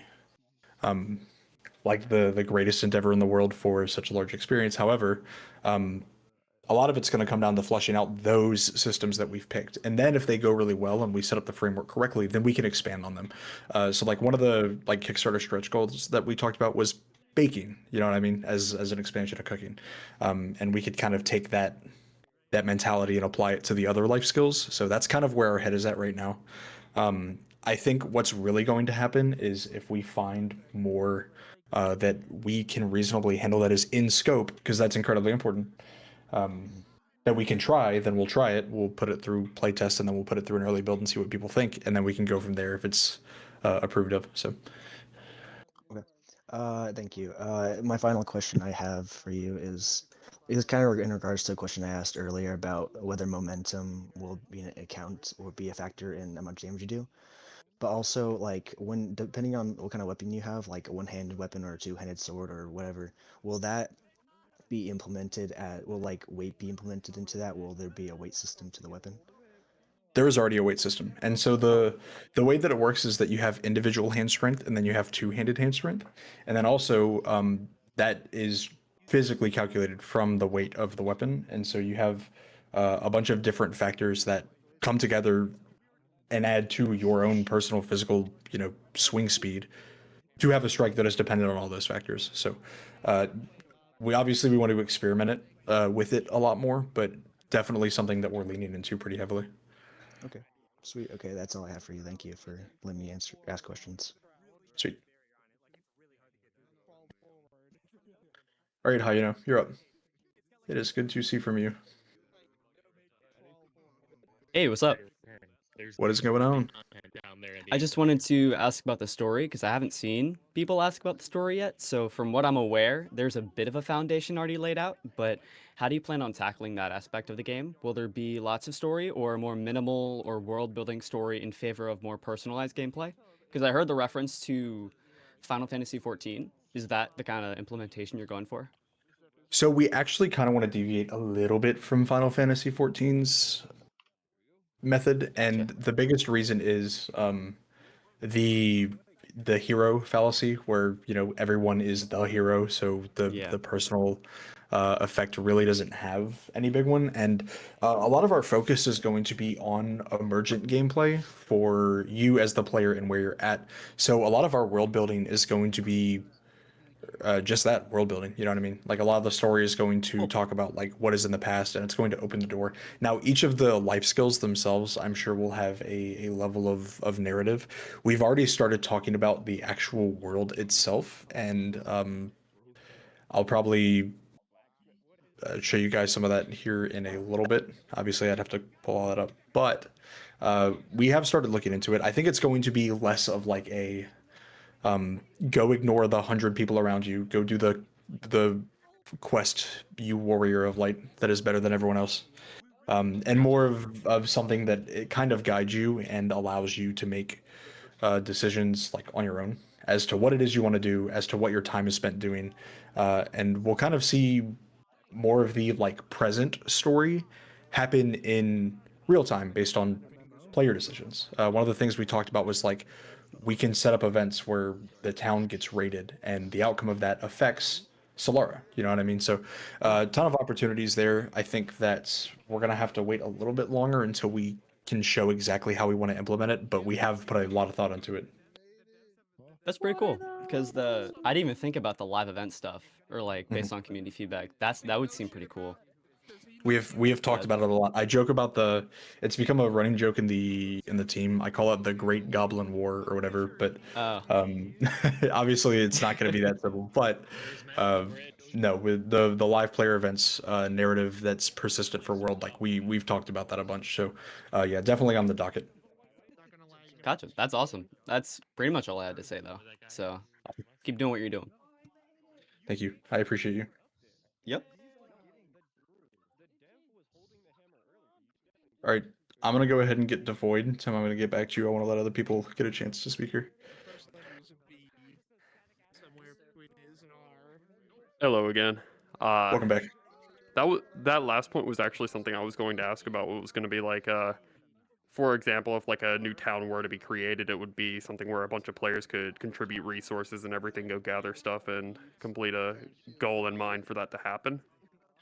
You will be pleased to know that we have actually discussed logistics operations for like smaller villages, because one of the primary themes that like this city will have is not necessarily like beating the bad guy, but it'll be about thriving. It'll be about persistence and maintenance, and part of that is materials needed to keep Solara put together. You know what I mean? Where over time lack of maintenance causes big cracks in walls, buildings can collapse, and yes, that's something that we could definitely see, like players using materials to put all these things back together. So so yeah, we're definitely looking a lot into that. Now, is it going to be a thing where you can just completely make brand new settlements and then that acts as like a pseudo town? I'm not sure if we'll take it to that level. Again, we have to worry about like player density. Obviously, VR saturation is a very important thing, but it is something that we've considered, I mean, pretty heavily since we've started doing this. Yeah, I mean, like, yeah, given the scope, it wouldn't be something that you could just go alone and probably do something. You'd have to have like a substantial amount of players wanting to do that to justify the act of actually doing it. Right. If you're like creating a whole new like settlement or area.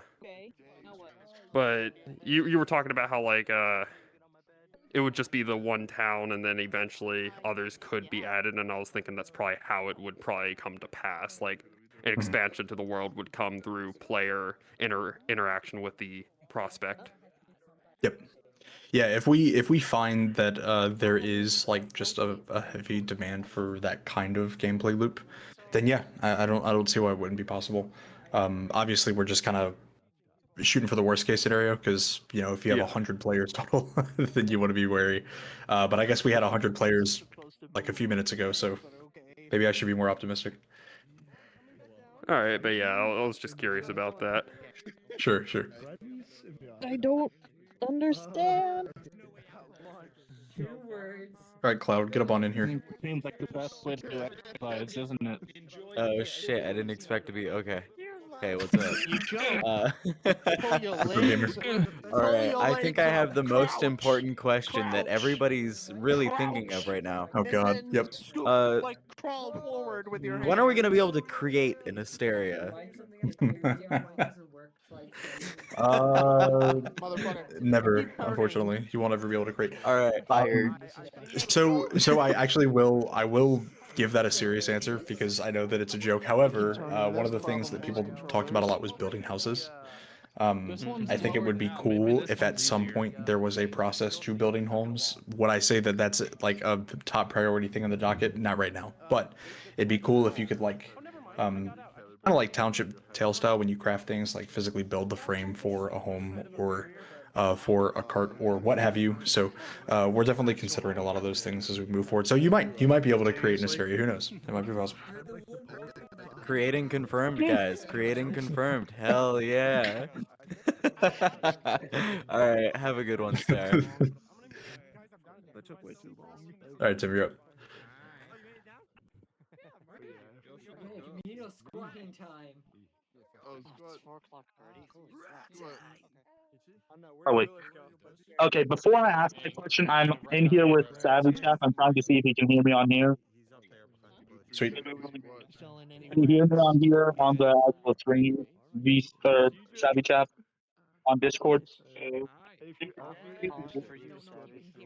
Oh well. Anyways, what was the question I was going to People on ask the floor are again? scared of you, Willis. I don't know why. Oh, first off, I called dibs on beta testers. No, you cannot. Ah, well, we'll try. And also, what was I gonna say? Oh yeah, like people are saying the servers are having problem, but this is Star, I know you can hear me genuinely, through Willis and the milk bottles. this is genuinely impressive how good this is running. Like, I mean, I have a pretty good PC, but this is running better than any VR game I've ever tried to run on a PC. Like, Yeah, there's significantly. definitely. I think there's definitely like a one of the things that I really hated about not necessarily Zenith, but one of the things that I really hate about just the gaming industry in general is that no one cares about making their games run Check something good. on your right hand And for like me. a lot of that sometimes is really out of the control. Do you see a polygon right of there? Teams without some big overhaul, but Yeah. IK is really hard to do. you're coming through real muffled, boss man. I can't hear you. I've been just flying out with climbing so far. How is these climbing actually going to work once you have it in? You're gonna have to try that one more time. You were not coming through very clear. I think you're muffled. Sorry. So how's climbing going to work? Is it going to be like Breath of the Wild, where you just can climb anywhere but you can stand at? Is it going to be like you can grab ledges and stuff? It's going to be a mix of the two. He's Yeah, good question. So you know the Township Tale method where you can climb on defined climbables and it works well, and you can climb on undefined climbables and it's a struggle, but you can still do it. Stamina when you go on undefined. That's probably the plan. We'll probably have kind of a mix where there are ledges that you can climb pretty easily, but that's also going to depend on your weight and strength. So your player stats are going to lead into that. Yeah. I was casually outside of the map entirely. Yeah, there's a lot of people out. You want to figure it out? There was something. How to do it? That's it. Oh, I mean, but no, that wasn't it. This was what I was going to ask. If you can lower the first to that. I unfortunately still cannot understand what you're saying. I'm sorry. I half jokingly said anything you can lower the force field around the state so we can get to the anvil. I said, where is Star anyway? Can anyone hear me?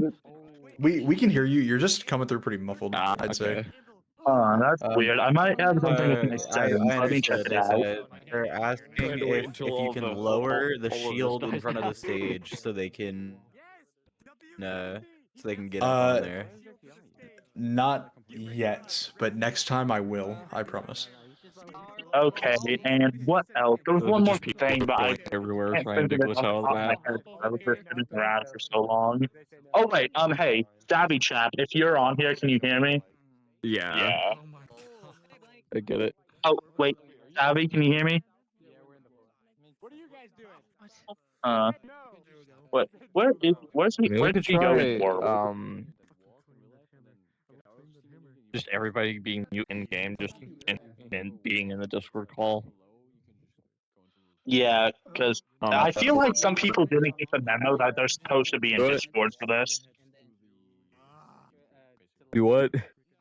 All right, I'm gonna go ahead and move to actually who was next? I think.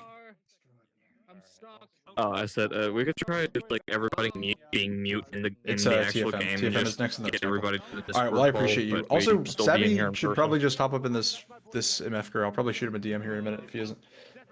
Yeah, we're friends in VR chat. I was trying to talk to Yeah. him in here, but I just let the broken ones. I wonder what the issue is as far as the actual voice chat. TFM, you're up. Sorry about that wait, sir. And I can definitely tell Hello. a mesh issue Hi, right hello. there. So what's the plan for like server selection or like joining servers? Good question. So we are going to start with one regional per country, and then if the demand is high for other areas, then we'll expand them. But that way we're not putting too many eggs into a bunch of servers that we don't need. Does the Valve Index actually work for I other would people, or is say it just regular hand yeah, grabbing? it'll be on the main menu. No, You'll be able it to select. does work. Now, okay. there has been a lot of talk about like what happens if you want to That's go all to you a different pissed me server. off. We'll probably set up methods to that, but you won't be able to just join any server with your character. It'll be the server that your character belongs to, and there will be a process to move them to another server. Because with such a like player economy heavy system, they can get bad real fast if you move your existing character and inventory to another environment. So that's that plan. Yeah, that's my question. Appreciate it. I feel like I'm the only one that's getting nutty crimes. I can show you how. Person flying to the. Huh? I don't know what you're talking about. That was good. I'm trying to get out. Can you do me a favor? You're on Steam VR right now, right? All right, Michael, you're up. Hello, can you hear me? Steam VR button. Loud and clear. Once your overlay Yeah, shows okay, up, does great. everyone freeze around you? I was just wondering, pretty So let's stupid go. Can you hear me? question. Is this game going to be strictly PC VR, or is it going to be both for PC VR and VR? I think what's probably can going you to do happen, this? Can and I we've do talked this? about Hold this a on. I'm lot, gonna is jump that and we I'm are going gonna to shoot freeze. for a PC VR release, and then if it goes well, or I don't know, if Meta comes to me and is like, "Hey, we'll give you $2 million to make sure that it's on Quest or whatever," then maybe. Jokes aside, though, what we really want to do is make sure that the PC VR experience is solid, because a lot of times what will happen is they'll either make a game for Quest and then upgrade it, and then it looks or feels bad. Or they'll do something like Blade and Sorcery, where they made a PC game and then they made it compatible with Quest. And Blade and Sorcery, while not everyone's favorite combat simulator, is a very high quality game on both PC and Quest. So that's kind of the goal there. And then also with the inclusion of like the Steam frame, I know that's not technically a standalone in the sense that it's not an Android standalone system, but that will just be able to run Asteria off rip because it uses Steam OS. So really nice. Okay. And for Wondering the if you're whole gonna add PC VR situation, a is it manual going to adjust so be you can like down a couple of like centimeters or something. Is it so gonna it be can like, make can I more wirelessly connect? Would that like still work? knees instead of is it having gonna be like to- on Steam? I'm on my bed right now. It will be on Steam. You realistically will be able to wirelessly connect, and we are going to continue to do our best to I'm like more confused how everybody make sure that it's compatible with those systems. One of the problems that one of our testers had, and also Shroom had, is that whenever he was using a specific wireless system, because of the bandwidth from being on the server and the bandwidth from being in the voice chat and the bandwidth from streaming it to his headset, he had really bad voice chat quality because of that throttling. And we want to set up systems to where that doesn't happen, so you can stream it wirelessly and it not suck. So in theory, it should work out of the box, but the challenge is going to be us making it better. Two more questions. I'll get out of here. One stupid question is, will it cost money, and if so, how much will it cost roughly? Are you using custom shaders or are these So it's Unity going to start free to default? play. That's nice. Yeah, so right now we're playing around with like the Final Fantasy method where people who want to go the extra mile can do like a plus sub or whatever, kind of the way that VR chat does it, except with game content as opposed to like badges and whatnot. And anytime we add more content, we'll bump the free content limit up by that amount. That way, even free players are still getting more and more content as we go forward. But to start the game, it'll be free. I want people to be able to play it and then choose whether or not they think it's good enough to support it. So. Okay, and second question, also a pretty stupid question. Where can you like sign up for beta testing? I understand that there's no beta testing right now, but if That's okay.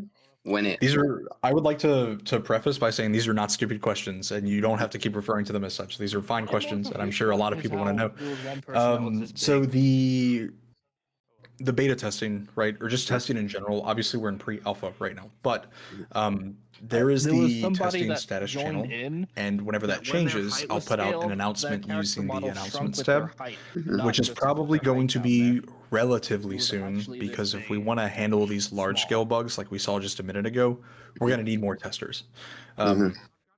So, yeah, I would just keep eyes out on that. It's going to be work.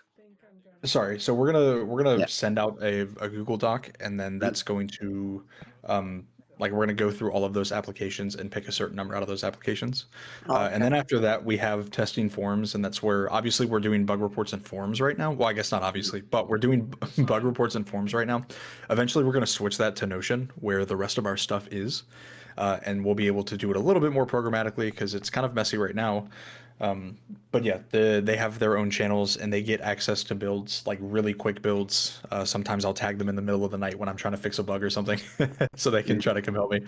And then from there they get pushed out to early builds. So okay, thank you. That's all. Yeah. I got some questions loaded up. Yeah, go for it. All right. The first one is, can long-term scars be applied to a player model after the player beats a difficulty or a challenge? This will allow the players to see what they have been through.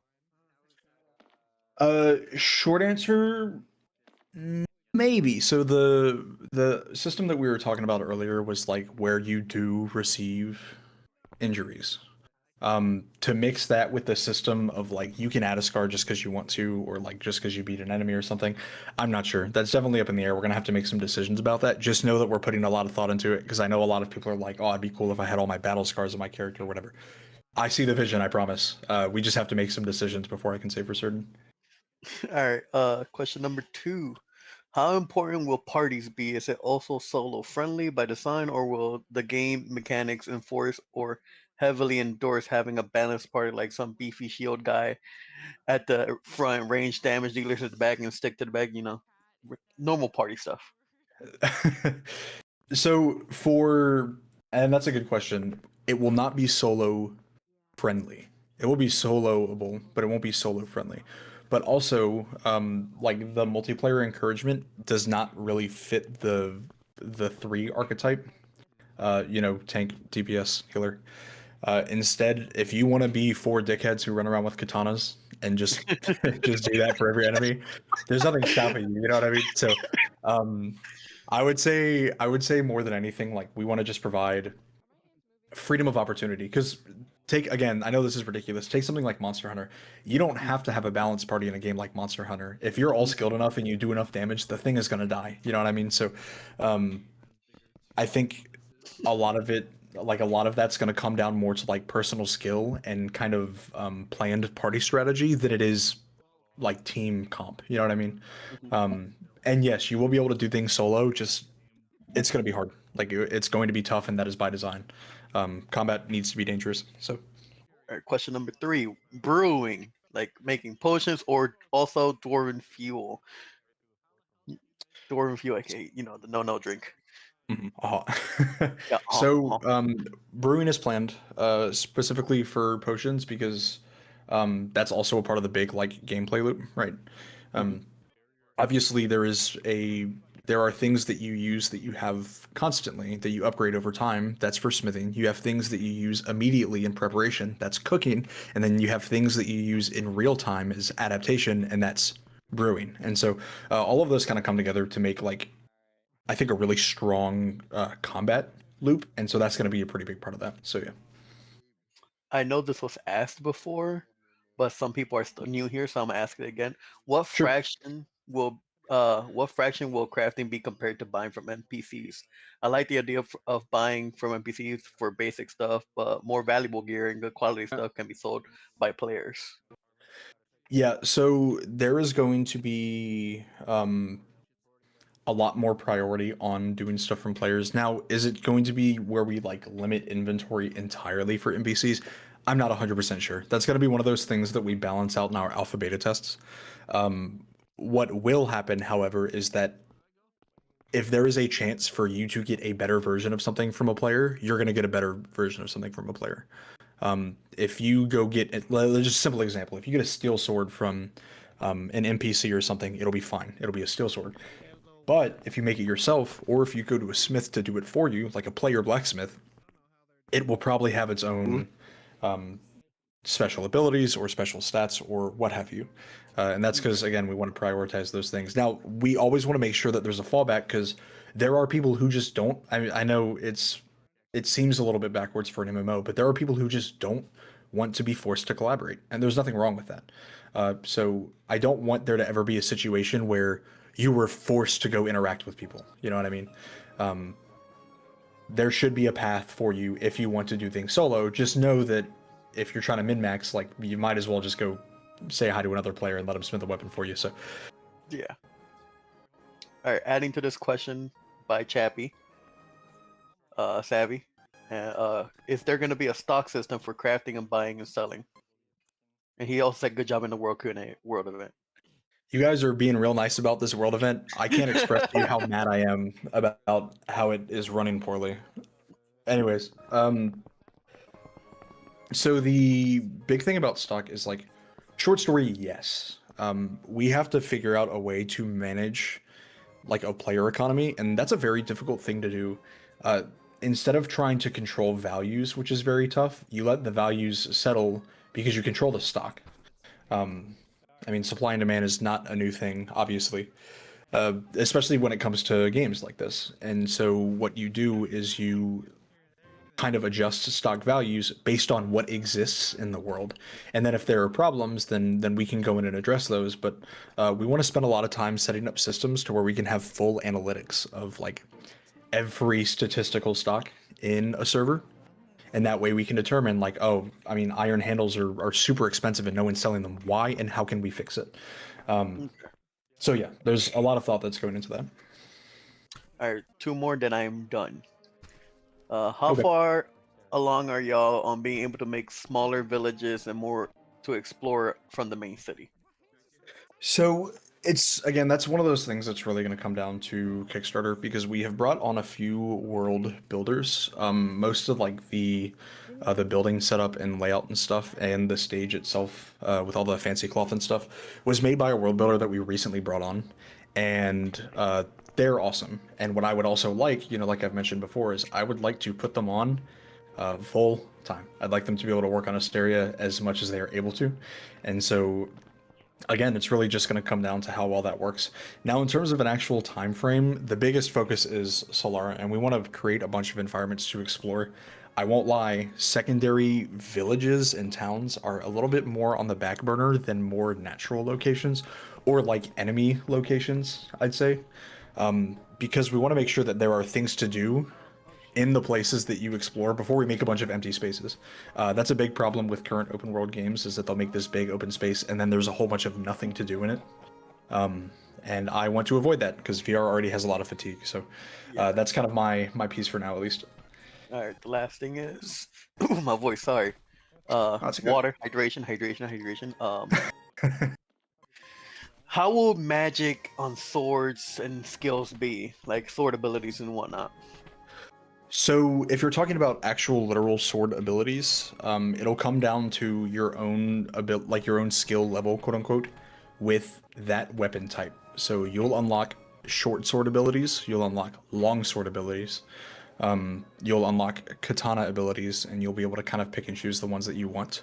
When it comes to actual magic, that's one of those things that, like, we've talked about, like, certain materials can be imbued differently.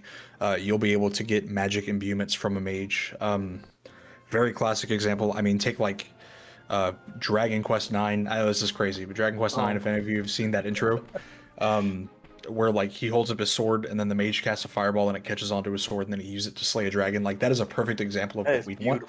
And so we want to set up like the frameworks for you as a party to be able to do stuff like that. So Yeah, that's kind of that idea. More to the party aspect of the game. All right, that was my last question. Thank you. Yep, no problem.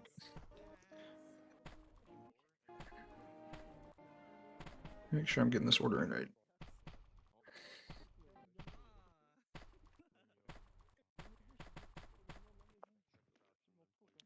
I'm going to assume that this is pronounced Nusimu. If it's not, please correct me, and I'll apologize profusely in front of all these people.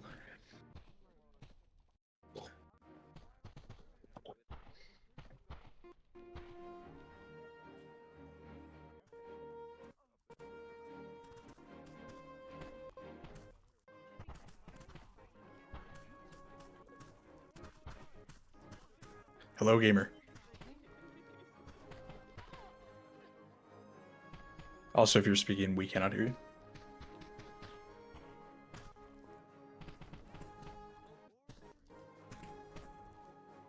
Hello? There we go. Hi, hello. Alright, my software was broken. That's good. Anyway, I have but one important question. It is the most Sure. important question. Will the hanging sign like You mean like the wind, or will you be able to smack them? Yeah, probably. I don't see why not. So the we're using a dots system for hanging objects in claw simulation. So assuming we weight them with bones, which is exactly how we'd handle something like a swinging sign, we can have hundreds of them active for virtually 0 performance hit. And that's not even counting how we can remove some of them or occlude some of them or what have you. So yeah, I don't see why not. We make one. Interaction comes in small pieces. Or immersion specifically. Like immersion, yes, immersion is this big concept, but it comes down to the little things. So yeah, I don't see why not. If there's a sign that looks like you should be able to hit it, then you should be able to hit it. Like, it's kind of the Valve approach for VR as well, and I like that approach a lot, so we're sticking with it. Alright, thank you. That was exactly the type of answer I'd like to hear. Thank you. No problem. Very appreciative. That was actually the only thing I could think of this whole time, so. Sweet. Thank you for your Well, if time. that changes, let me know. Yep. Oh, sorry. My bad. I keep cutting people off. I'm so used to, like the short ones with my devs. All right, Freckles, I'm going to pull you in here, and then I'm going to get to Savvy. I know they had their hand up at some point. Do not deny me my duty. Hi, hello, can you hear me? Yeah, loud and clear. Awesome, cool. Okay, I have a question on just like general weapon customability. Like, will I be able to make a sword like? I'm sorry, forgive me, I'm a little nervous. No, that's okay. No stress. Will weapon customability be like solely cosmetic, or can I make like a sword with a longer cross guard, or like to give myself an advantage in any way? Yes. So one of the things that's super important for VR is accurate collision. So if you have a longer, cross guard, or if your hilt is wider, that should affect things, but also it's going to affect things negatively, like the weight of your weapon. Right. You'll see that a lot of the pieces that we're going to be, you will see, I guess, that a lot of the modular pieces that we'll be adding for weapons are very different in shape and size. And because of that, obviously that translates to something like weight. And again, since we've set up this nice physical system, we can do that without there being like big logistics issues. Like it's super easy to set up, super easy to implement, super easy to iterate. So yes, short answer, yes. Awesome, cool, thank you. I was also wondering, like, just like general, like, especially in kind of like a PvP environment, like weapon balancing. Like, if my opponent has a short sword and I have like a lance or like a halberd or something, like, you know, I have longer reach than him, just like by the very nature of our weapons. So what's like the balancing situation? Don't get hit. Don't get hit. Yeah. Okay. Cool. So traditionally and I know traditionally isn't exactly what someone wants to hear whenever it comes to VR games, but traditionally, larger weapons are more effective. That's why you have things like spears. The reason that specialty weapons are created throughout history is not just to be made, but they're to solve problems. Right. The reason that, like, for example, whenever katana started actually being used, they were last resort weapons because you'd be up close to enemies whenever you'd use them. So if I was a short sword, or if I had a short sword and you were using a long sword or a spear or something, my goal would be to move around you. You know what I mean? Right. And that's kind of where that balancing comes in. It's not necessarily a balancing that you do mechanically, but it's one that you do as a fighter. You understand the strengths and the weaknesses of a weapon, and you try to use that to your advantage. So, yeah, I would say that more than anything, if there's any kind of balancing, it's going to be balancing more suited to like making things feel good and snappy, as opposed to being like min-maxed for PvP, because that can ruin some fun really quickly if we're not careful. Right. Do you think like maybe potentially like the sword skills would be a way to help like close that gap or make it more viable? I think so. A lot of the skills that combat will kind of introduce aren't just weapon skills; they're movement skills. And so, yeah, I'd say so. Awesome. That's all for now. Thank you very much. Yeah, no problem.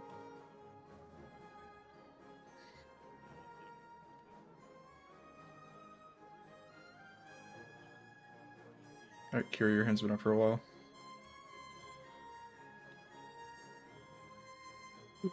Hello, Tom. Hi, hello. I have two questions about how the player can experience themselves. Like, first one is going to be how will players be able to show their group affiliation, like friends, squad, or guild, something like it. So I think we've talked about guild crests. I know that was a big one that people were asking for.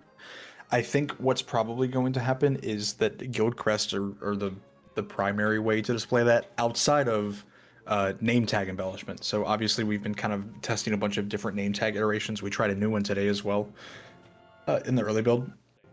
So that's part of it. But I think that later it would be cool if we could have, you know, preset crest slots for, you know, armor or clothing or what have you, or even like guild pendants or something that you can hang off of weapons. I think that that would be a really cool way to kind of set that up. Obviously, it's going to come down to like what feels good and what's recognizable by other players.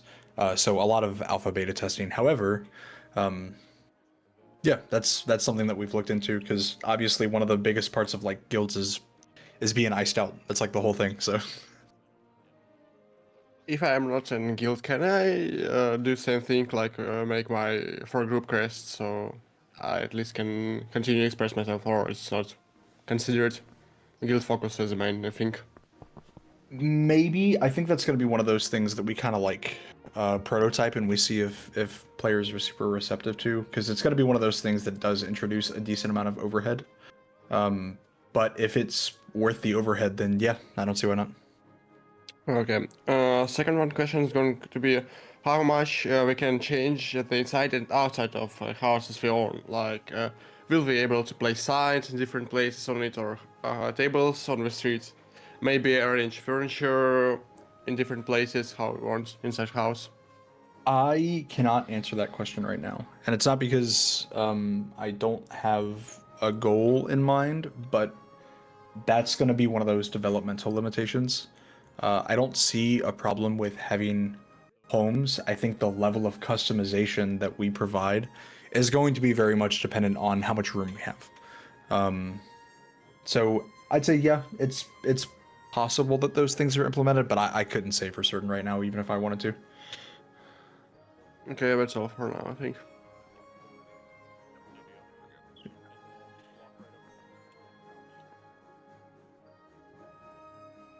All right, Corville, you're up. Hello, hello. Welcome. Perfect. Perfect. Quick question, and this is just I don't know if this has been asked yet or already.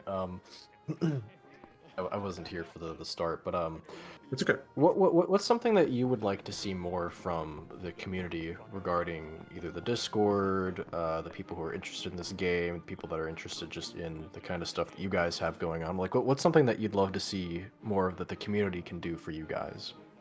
I couldn't answer that. I have easily the best community for a VR game that has been in development in like the last 5 years. Easily, without a shadow of a doubt. I couldn't pretend to have anything.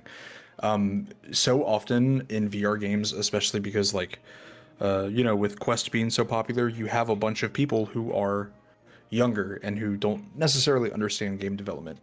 And also, look at past games who have tried and have failed and have had like the absolute ropes thrown over them and have had to deal with like the harsh criticism the entire time. I'm fortunate enough to not have to deal with that. I mean, look at it. I'm not happy at all with the build that I currently have, and everyone's telling me like, no, it's great. You have time, things are going to be better. Yeah. I couldn't ask for a better VR community if someone pointed a gun to my head and said, say something that you want from them. You know what I mean? So yeah. No, I get that. no. Well, I mean, I think people look at it too as like you've not only put pen to paper, but you've shown like you have the physical product, and there's updates too. So it's like.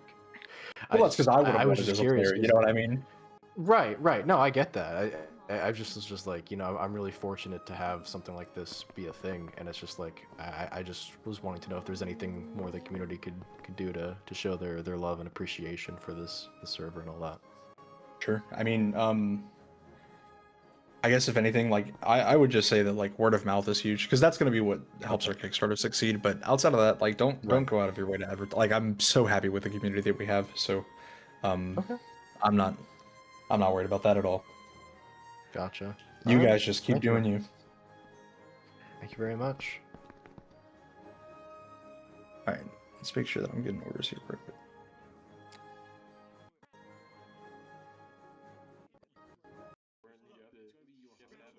And stop using it just spams the task. Why doesn't I can't actually use my computer with it? Why doesn't Star just make it? I don't know why it does that. And then everybody can have their own picture on any picture frame. It's mine. It just spams the task view.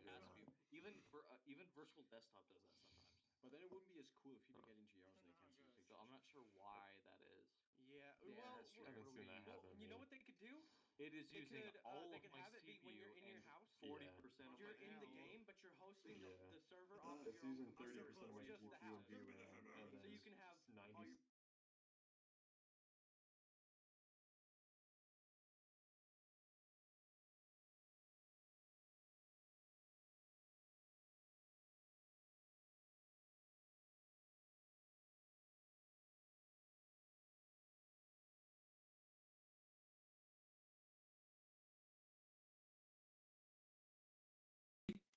Really what we want is like there to be some sort of consistency to the top. You know what I mean? Because take like I don't know, granted you don't stuff like RuneScape isn't the most active gameplay in the world. However, take something like RuneScape where you hit level 99 and then you're done. You know what I mean? Yeah. Granted, level 99 is an insane commitment for RuneScape. Don't get me wrong. However, you're just done whenever you hit the top level. And so the reason I think that we talked about ranks, like potentially like an S rank, this is also crazy. But did any of you ever play Splatoon 1 or 2 S ranks? I don't know if 3 did that. But your S ranks was something that you had to maintain. You know what I mean? It's not something that you just had and then you kept forever.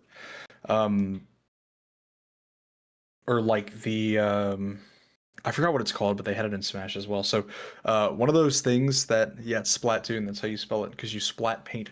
Anyways, yeah, Elite Smash, that's what it is. So where you like get that rank and then you maintain it. Now obviously it's not supposed to be the most competitive thing of all time. However, it's one of those things where like you should not want to, but you should hit the max rank and then you should want to have something to uphold. If you get to the top and then you're done, then you're done. I mean, what's the point of doing those things? What, to get levels?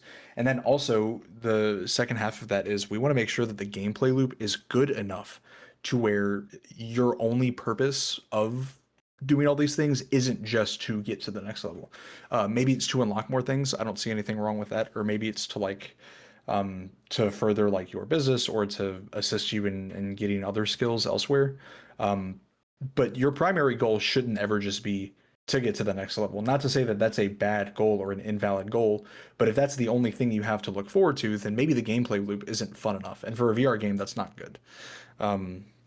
So I would say, you know, whenever we talk about the whole S rank stuff, like we want there to be a way for you to maintain, you know, something almost like a status symbol to show other people that like you're that guy. You know what I mean? Oh, that's an S rank blacksmith. He's that guy. Like he's on it. I should go to him. You know what I mean? So lots of ideas in the air there, but it's going to be really more focused on like a stronger gameplay loop and then maintenance at the top as opposed to just hitting it and then you're done forever.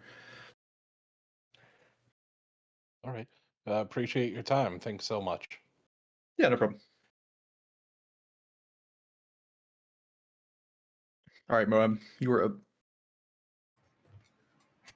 Hello. Okay, I'm no longer tied down by responsibilities. Cool. So, I did have other questions. So, I guess. Okay, I'll start off with: is there going to be like a climbing system? Maybe. Yes. Okay. Yes, there is. Cool. Good to know, because I really wanted to get on top of those rooftops, but I kept getting kept embarrassing myself. So we were actually talking about so Township Tale does a pretty cool system where there are things that should be climbable that you can climb with relative ease, and then there are things that shouldn't be climbable that you can try to climb anyways that will be very difficult. So that's kind of that mentality there. It's going to boil down as well to like your own character's strengths and weaknesses. So, you know, there's that. Right. And then I guess if I can recall what it was. Oh yeah. So in terms of like a story progression, is there going to be anything like that? And is it going to be like a main story, like a focused quest system, or is it going to be like events kind of just pop up and you can go do them?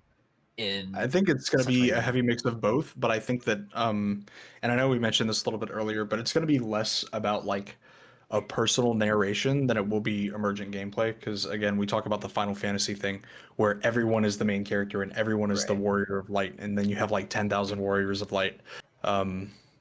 So I think it's going to be one of those things where like a lot of the quote unquote story, a lot of the narrative that's going to happen is going to be emergent. It's going to be server specific. So we talked about events like if sieges happen on the town, that outcome affects the future story. It affects what happens next.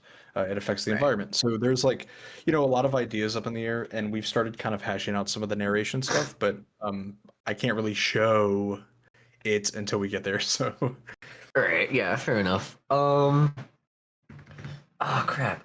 Oh yeah. And I guess branching off that question, sure. Are there going to be like, say, there's some major event that's going on that's like maybe game wide, right? If that even is going to be a thing that happens, is it going to be? Because I was thinking of something like, in the vein of how Helldivers has its like main things that you have to do, and then everybody contributes to it in one way or another. Is that going to be something that's going to go on? Yes. So I actually love Helldivers. And I owe an apology to Seth because I haven't been playing it recently, but I love Helldivers, and I love how they're very strong at taking a goal and globalizing it, even in different ways. So yeah, I'd say yes. Okay, cool. All right. I swear there was something else. Oh yeah, there we go. So, I guess in the way of combat. So, how many like? Because you said there's like a 3 system. You said something about like tank, healer, main DPS guy. How many is there going to be extra roles? Is it just going to be those 3? Just to kind of like the roles won't be defined. So, and especially for like, I think the playstyles are going to be individualized, right? Right. In the sense that like you're not going to have to really choose a path. You kind of build your own over time. So sorry, my cat is scratching at my wife's office door. What are you doing? Come here. And she runs away like she did nothing. So yeah, it's gonna be one of those things where like we want it to be open ended, and I think the mentality of like, it's just free, you can do whatever you want, like that obviously leaves too much room to be like to have a bunch of substantive and strong directions without dumping a bunch of time into something that ends up not working. But we want to set like enough of them up. Enough of these like ability sets and skills and collaborative skill like effects, what have you, so that it's relatively open-ended. Some people do just want to be tanks, you know what I mean, and obviously that should be possible. But some people want to be in the front, and regardless of their loadout, like get some work done. And so there's nothing wrong with that. I think we kind of want to embrace more of like a find what works for you as opposed to a fit the role that you like the most. Right. Okay. Just one more very important question that I think we're all wanting to know here. Can you marry other players? God, I knew this day was coming. Or I'd have to talk about this in front of all these people. So I have heard the can players marry each other forever. I'm gonna go ahead and say for my own sanity, we don't know yet. We don't know yet. Oh, so it's in it's in the talks. We don't know yet. I don't know. If we get all right, guys, new goal. If we hit $1 gargillion on Kickstarter, I'll make sure that you can marry other players. Beautiful. Confirmed. So obviously, to give that a serious answer, because I know that people do ask for it, there's a so that is a feature that does exist in MMOs, and it is pretty popular. However, there are some concerns that we have as both a VR game and as something that kind of wires more to a social experience. We have to make sure that, especially for VR, because VR, as everyone knows, can be a very easy pipeline into a very dangerous position, especially for younger people. And so we have to figure out how we can set up something like that safely. And at this current point in time, I don't know of one without doing license verifications or whatever. So I would be willing to say that for right now, to make it like, and you do bring up age verification, and that is a good point. The problem is like, so take Final Fantasy, for example. Getting married has to be an event. Like you have to go buy it off their store. But during that process, there's an ID verification to make sure that you are both adults. So do we want that level where you have to pay me $20 or whatever and get your IDs checked or whatever? I don't know. That's a very large process. So the question is the overhead going to be worth that? And right now on this like specific instance, I am saying I don't know, because I don't know. If I can find a way to do it safely and it doesn't destroy any like gameplay or anything like that, then maybe we'll see. But I couldn't say right now. All right. Well, I guess that is actually all for now. So, thank you. Very insightful. I was hoping there was a climbing system. Like that was the one thing I was really hoping for. All right, gamer. Well, I appreciate you. All right. See ya. All right, Demi, you were up. It's gonna be easy. I think you kicked out the wrong person. Oh shit, I did. Sorry, Eric. Hey, what's up, Demi? It's good to see you. Also, if you were speaking, I cannot hear you.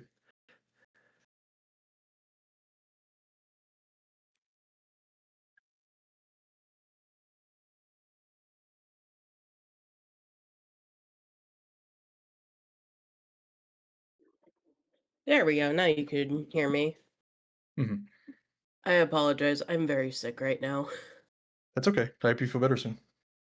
So my main question was, it's been about a year since you started this project. Is there anything It that has. you wish you had implemented or were surprised you had implemented already?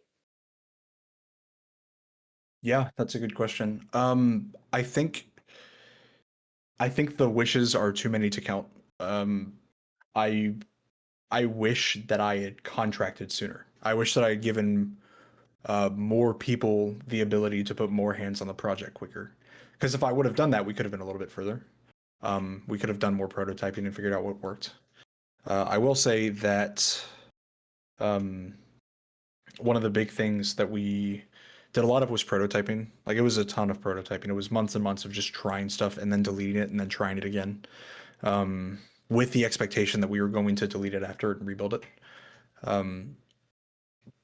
But if I would have put on more people sooner, then we probably could have like a more fleshed out customization system. Maybe some cleaner UI assets or what have you, you know what I mean? So there's definitely a lot that I wish I could have done more of. I am pretty surprised that we are at this capacity at this point after all of the prototyping that we did. Like, to be able to get in game now, granted, again, and I'll say it 1,000 times because I know some of you are as well, I am not very happy with the current state of build. However, for us to have 100 people in a server on a whim and they're all messing around and talking, and at the very least, like, voice chat be damned, I mean, player positions were pretty solid. Like, that's pretty cool. It's awesome to see that kind of fall into place. And with that, I think that we're going to be able to move on to the other wishes, which are like, I wanted to get some sort of combat proof, inventory proof setup by now that people could do with. So, yeah. Hi. All right. And just second little addition in regards to the marriage system. Sure. Instead, you could probably do something like, say, an item like friendship bracelets, or like a certain thing that links players a bit more than just being on a friends list. True. Definitely one of the things that we want to do is make sure that, like, the stories and the interactions have, not just that, like, they're meaningful, because of course they're meaningful by design, but also that, like, they are represented and they are seen. And so, yeah, that's a cool idea. I'll mark it down and we'll probably visit it at some point in the near future whenever we set up the social systems. All right. Have a good day. You too. I hope you feel better soon. All right, there are a few people here who have put their hands up that have not asked questions yet, so I'm gonna get to them.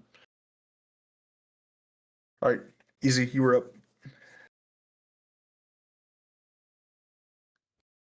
Hello. What is up, gamer? Yeah, I have 2 questions. I don't know if I'm allowed to ask 2, but one is my own question. It's for the staffs for wizards, because I want to be a blacksmith later on in the game, but I'm not sure where's staffs going to be made. Is that like another whole life skill? Is that going to be blacksmithing? I would say that at this point in time, I am not 100% sure. If I had to guess, like looking at the quote unquote Venn diagram of like what falls into what skills, it'd probably be a little bit closer to crafting. I'd say that the need for like smithed metal staves is probably low compared to ones that are made with natural materials or ones that are kind of built using magic. So it'll probably fall into a mix of like magic and crafting, if I had to guess. Okay, makes sense.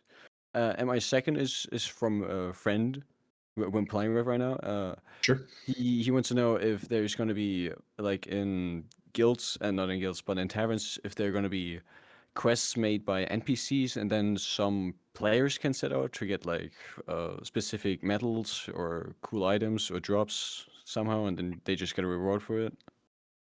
That's pretty cool. So one of the things that we talked about was like trying to set up not just NPC quests, but player created quests, right? Because we talked about the gameplay loop of like, let's say you're a blacksmith and you really need this material, but you can't just go out and get it. It's in this really dangerous area. You don't have the capability to go do it. You hire a party of people who can fight to go get it for you. So on top of like NPCs, like we'll see that with players as well. One of the ideas that we were playing around with is an actual quest board where you could set up those things. I'm not a trillion% sure how that would work. I know I've played with the idea of like wireless delivery, like you put items that are delivered in a bag and give them to a crow or whatever, and they drive them off. Or if you have to go deliver them yourself, not 100% sure how we're going to handle that yet. But yes, doing that for both NPCs and players is on the docket. All right, perfect. Yeah, it's going to be both my question. Thank you. Thank you. It's good to see you again. All right, we have a moderator speaking up. Then I'm going to get Velo. What's up, Cloud? Cold Cloud. All right, I have a genuine question this time around. Okay. How That many? sounds like you're baiting me, but go ahead. No. I do. So how many? Typically in games, there's a lot of like non-interactables. So like say a cup on a table, right? How many typically non-interactable objects are you intending on having interactions? Just an estimate, because I've seen if you look at like the Eldrimore trailer, they got like picking up cups and shit, right? So is there any plans for anything like that? So could you do me a favor? And I think I'm just hung up on the wording of your question. You said, Yeah, sure. Do you mean items that are like typically non-interactable, or are you describing like actual? Yeah. Okay. Okay, cool. Yeah. So I think part of it's going to come down to instancing a little bit, like zone instancing, but yes, absolutely planned. For those of you who have seen the Spacetime 1.0 showcase, you can have thousands of physics objects being simulated transactionally on a server at pretty high frame rates. And once we expand that to use certain zones, yeah, I mean, there's no reason. Again, Valve mentality. If you see a cup and you think you should be able to pick that cup up, and if you can't pick it up, why not? You know what I mean? I think we're probably going to have to do a little bit of a more temporary system where like things are pretty easy to break. That way we're not tracking on too many objects at once. Like if you throw a cup at a friend, it'll blow up in his face or whatever. Yeah. But yes, interaction definitely is key. If we have a bunch of objects that realistically should be interacted with and you can't, then what's the point of being in VR? Yeah, exactly. No, I completely agree. Thank you. Yeah, no problem. There.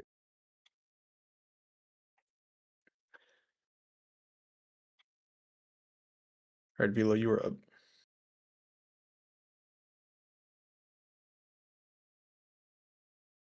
Thank you for having me back. I have quite a few questions actually, but I want to break these up into multiple segments because I know there's people here who definitely have more like pressing questions than me. So Okay. I'll What's ask probably going to happen? So I don't see any hands up, and then I'm sure Shroom, Oh. just by looking at the chat, I'm sure Shroom has been collecting a bunch of them. So let's chat, and then we can go through Okay. those after.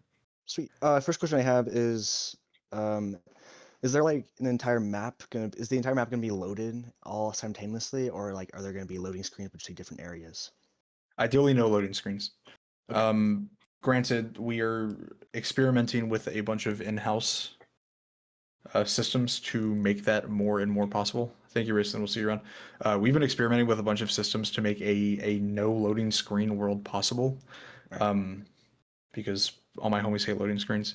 And also other games have done it before. Granted, I know that Township Tale isn't like a super high graphic fidelity game, but their entire world is persistent. So, that's something that we want to keep experimenting with until we find something that works. Because it is a pretty nice feeling to be able to just walk from, point A to point B without any big interruption. Okay. Thank you. Second question I wanted to ask was, can like magic be used to like buff attributes of like non-related magic items like elemental boost to swords, like how in Blade and Sorcery is? Yes. Sweet. Short answer, yes. Yeah, mages will be able to cast directly onto weapons as support abilities. So, yes. Nice. Okay, sweet. Third question is regarding like skills and professions. Can a player learn all the skills to the maximum potential, or are they kind of like soft blocked by like mastering a few skills and then not being able to like master others? For the most part, yes. One of the things that we talked about, and I'm sure you've heard, was like the whole tier thing that we've talked about a little bit. I think if there's going to be any instance of which you can't do literally everything, it's going to be that there is like S tier activities for each life skill that you can only do if you're S tier, which you can only do one thing of. I don't know if that's going to be the case, but for the overwhelming majority of every other experience, yes, you'll be able to level pretty much everything. You're not going to be locked. You won't have a limited amount of skill points or whatever, because we're not doing skill points. So, Okay. Oh, okay. I see. Next question I want to ask was, will there be a punishment for player killing, like similar to that of like SAO or Shangri-La Frontier? good question. So we haven't really made any big determinations on PvP just yet because there's a lot up in the air. But one of the things that we are working on right now is getting a physics sidecar set up.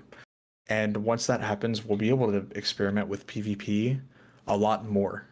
So I think it's possible, especially if we have, if we have that setting or that system kind of put together, we might be able to have persistent PvP. One of the ideas that we played with was like, if we can get persistent open world PvP, it's something that you can turn on optionally. Obviously, we don't want anyone to just be able to be attacked at all times always, but you can turn it on if you want and get more rewards or have those interactions. So yeah, I think that plus that system, something very simple like, yeah, you're out there killing players for the hell of it, something should indicate that. And it's a fine idea.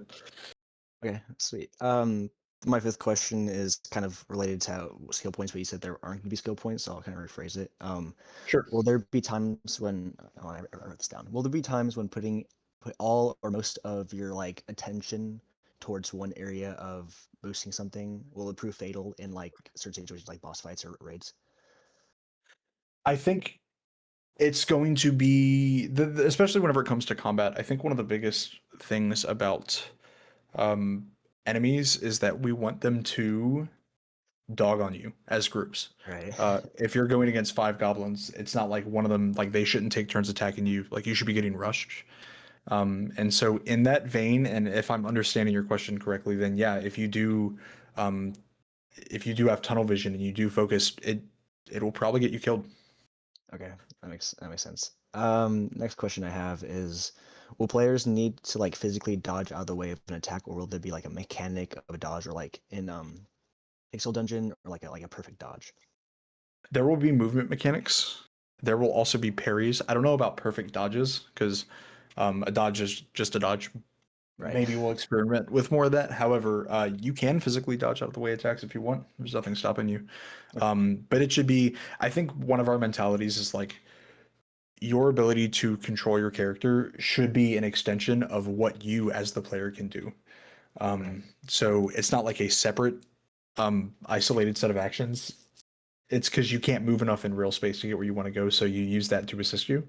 But yeah, you should be able to dodge attacks in real space if you're doing it correctly. So Okay, sweet. All right, next question is, will the actions of the player, whether that be like killing an enemy or collecting a loot drop, will that be client-sided, or will like other players have the ability to like somehow come in and like snag the loot and kill the enemy themselves? we're serving server authoring as much as we possibly can. Okay. And that's limited to very simple things like optimistic client movement. For those techies, we are using spacetime. We have the opportunity to pair it with a sidecar to make some pretty good optimistic, client side stuff, and then also some rollbacks for, after server validation or invalidation, whatever it might be. But an overwhelming majority of our stuff is going to be client validated. As far as the game is concerned, you can't grab or move if the server doesn't let you. I mean, you can move locally, but it's not going to matter because everything will be limited to you. Like I said, movement's probably the only thing because responsive movement is so incredibly important in a VR game. So outside of that, yeah, everything is server off. Okay. Nice. Next question is, will the weather affect like game interaction? Like, will climbing during like rainstorms make it harder to climb, or like will certain weathers like affect mob drops? Like, what kind of mob spawn? Yes, actually. We have talked about this quite in depth. Now, I will say the extent of that is going to be very dependent on how many people we have on the team, how much we're able to get done. Especially because one of the things that we wanted to experiment with is non-traditional weather types. Weather that is purely fantasy only. But assuming that goes the way that we want it to, and we have the means and the time to do so, yeah, we'd love to have it be a larger part of the experience. I think it makes for a lot of interest in terms of like the weather cycles, the daylight night cycles, the moon cycles. So, lots of potential there. Right. All right, sweet. Final question I have is, will there be in-game Easter eggs that players can look for that are related to things like shows and the developers of the game? If they let me. Oh, if they let me, I would. I was talking about this in the supporters chat the other day. I was like, if they let me put anything free, they don't even have to shout out Asteria. But if they put anything Freerin related, or if they let me put anything Freerin related, I'd be pretty happy about that. I'd be pretty thrilled. Again, obviously that's like an IP thing, and we'd have to have a successful game before they'd even consider it. But yes, it would be cool. I think it'd be awesome. Like a limited edition for staff. Uh-huh. That'd be cool. All right, that's the final question. Thank you for having me again. Yep. Is this a me? It is a me YouTube video. Okay, just making sure. All right, Kiriko, let's get you up in here. And then we're gonna go through collected questions. Yep. I haven't been in here, so I don't know if my question has already been asked. But that's okay. What I was wondering is, like, will the IK system be like, will there be like leaning and sort of stuff like that? Yes. So I am upset about the state of the game, not just because I feel like it could be better. Yes, it could be better, but also because we actually had to progress a lot of our systems to get it functional for today. One of the big things that we worked on for a while is IK. I don't know if it's going to be there. Let me see if. Let me actually scroll for it real quick. I don't know if that's going to be there. However, that's different IK. I actually don't even think. I don't think I have it there anymore. There was a TikTok I posted a while back. These update videos are so old and they look so silly now. But there was a point in time where we showed off like different combat stance IK and like leaning based on head shoulder rotational differences. So we've definitely experimented with a bunch of stuff like that because just plain solvers without any kind of dynamic reactions is no good. So yes, that's something that we're working on, especially to improve because immersion also comes in things that you see as opposed to just things that you do. So Yeah. One more question that I had that I seen going around in the VC chat is, will there be like hand-to-hand combat? Like, will you be able to like fight with your fists if you don't have a weapon? I am leaning on the side of yes. I don't see why you wouldn't be able to punch things. It's just probably not gonna be super effective. Maybe if it's popular enough, maybe if we're like, oh, it looks like 20% of players only fight with their fists. I don't know. Maybe we'll make a skill tree for it. But it's pretty counterintuitive to the gameplay loop unless we start like forging gauntlets and whatnot. So I would say for now, maybe more than likely, but don't expect too much depth out of it. Yeah.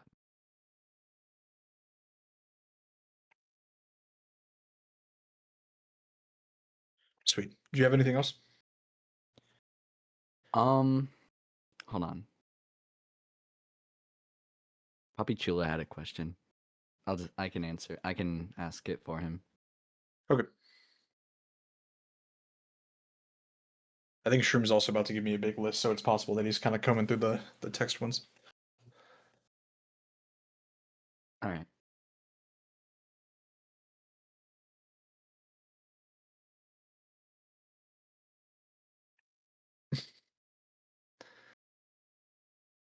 Hello. Sorry. Hi.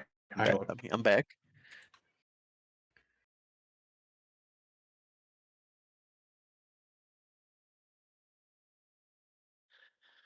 Okay, just getting some more questions loaded up on here.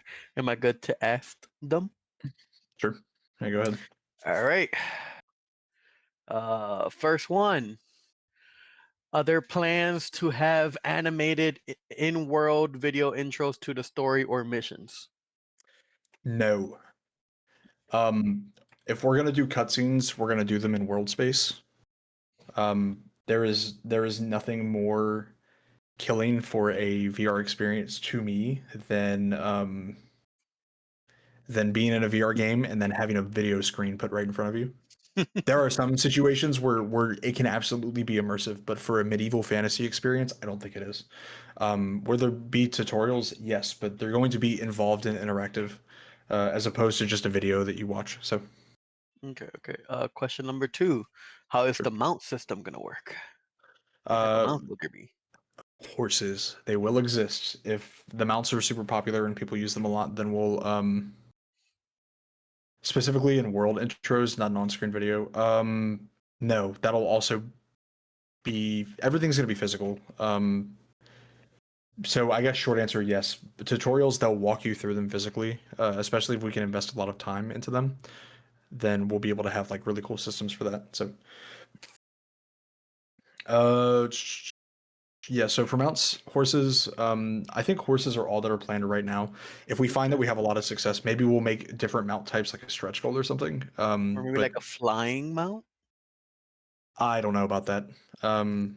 Only because we haven't really determined what level of impact locomotion should have on the experience just yet. And so, if your mount can fly and it removes, that's one of those things that you would get like post game, late game, or whatever.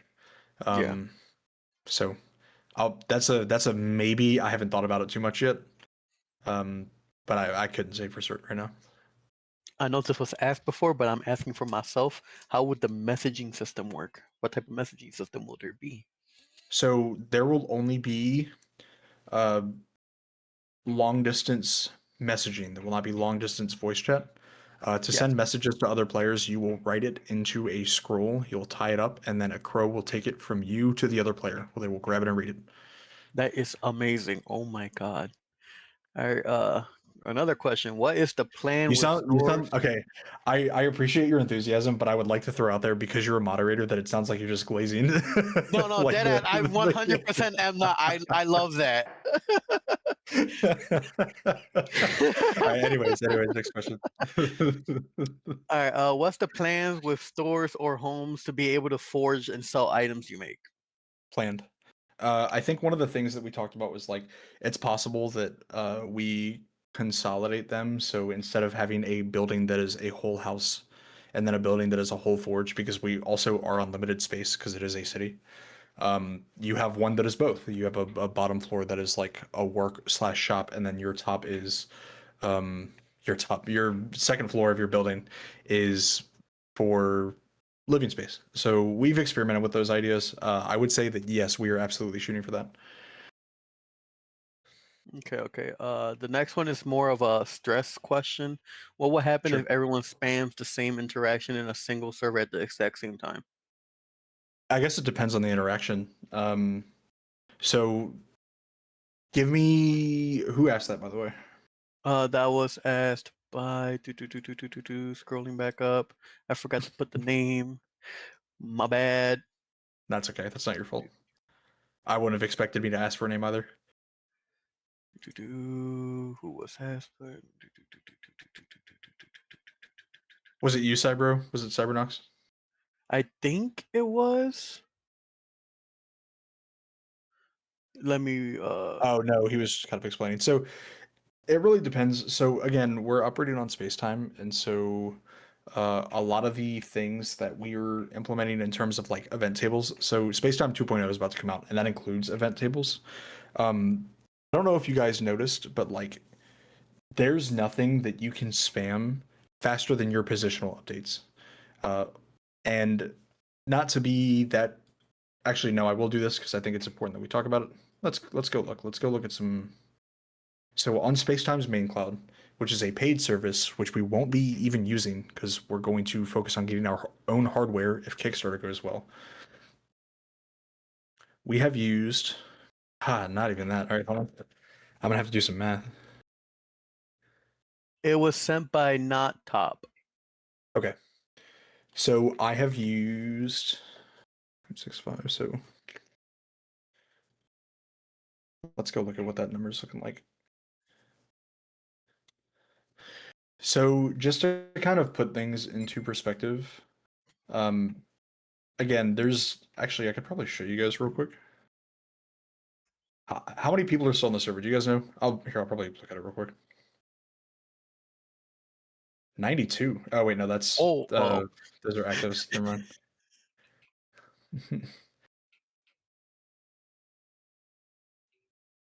Yeah, it's like 13 now. But just to kind of put things into perspective, I want you to look at this. You're not showing it. I was loading it up. So this right here is our spacetime table, and these are all player position updates. Now, don't mind these errors. It still works. These are finger curls, but look at all of these head position handoff set values that are changing. It's probably mad at me because it's updating so much, but look at how often they're updating. Oh wow. There's no interaction that you can do that you can spam that's going to be more eventful to this database than you just moving around as 300 people. So if we as 300 people can make that happen, because you can we can rate limit pretty much any interaction on the server. But if there is 300 people moving around, there are 300 people moving around constantly. There is no interaction that you'll be able to spam to outburden those 300 people moving. Okay. All right. You can make a macro all you want, but when the rate limits you to 5 seconds per, it's not going to matter. All right. There's still a few more questions to be asked here. It's been the person that asked this doesn't know if it's been asked yet, but I feel like a game like this should be the player feel cool as well, look cool to others. Are there plans to make like a third person animation look to natural or epic if I'm just sitting on my couch? Yes. Short answer, yes, but that's a legitimate question, but the way it was worded was really funny. I know. So just to kind of prove something real quick, is this the Asteria account? I'm not logged in on. I guess I could search it. Asteria. It's been We're gonna be asked by sharing. CLS Trivia. Okay, yeah, we're gonna be sharing stuff today. It's a share stuff kind of day. Yippee! Let's see. So look at now. Granted, this is just a very simple example, but look at this pose. It's this. Oh, is the stream loading? So this pose right here and all this, like all the interactions and the expressions and stuff, stances, IK, all of it. I was seated when I was recording this. I was sitting down. This is seated mode. So short answer, yes. You'll be able to do all those things. It'll look cool. Stream's not loading. Boo! Boo! This sucks. Boo! Boo! All right, hold on. Let me try something else.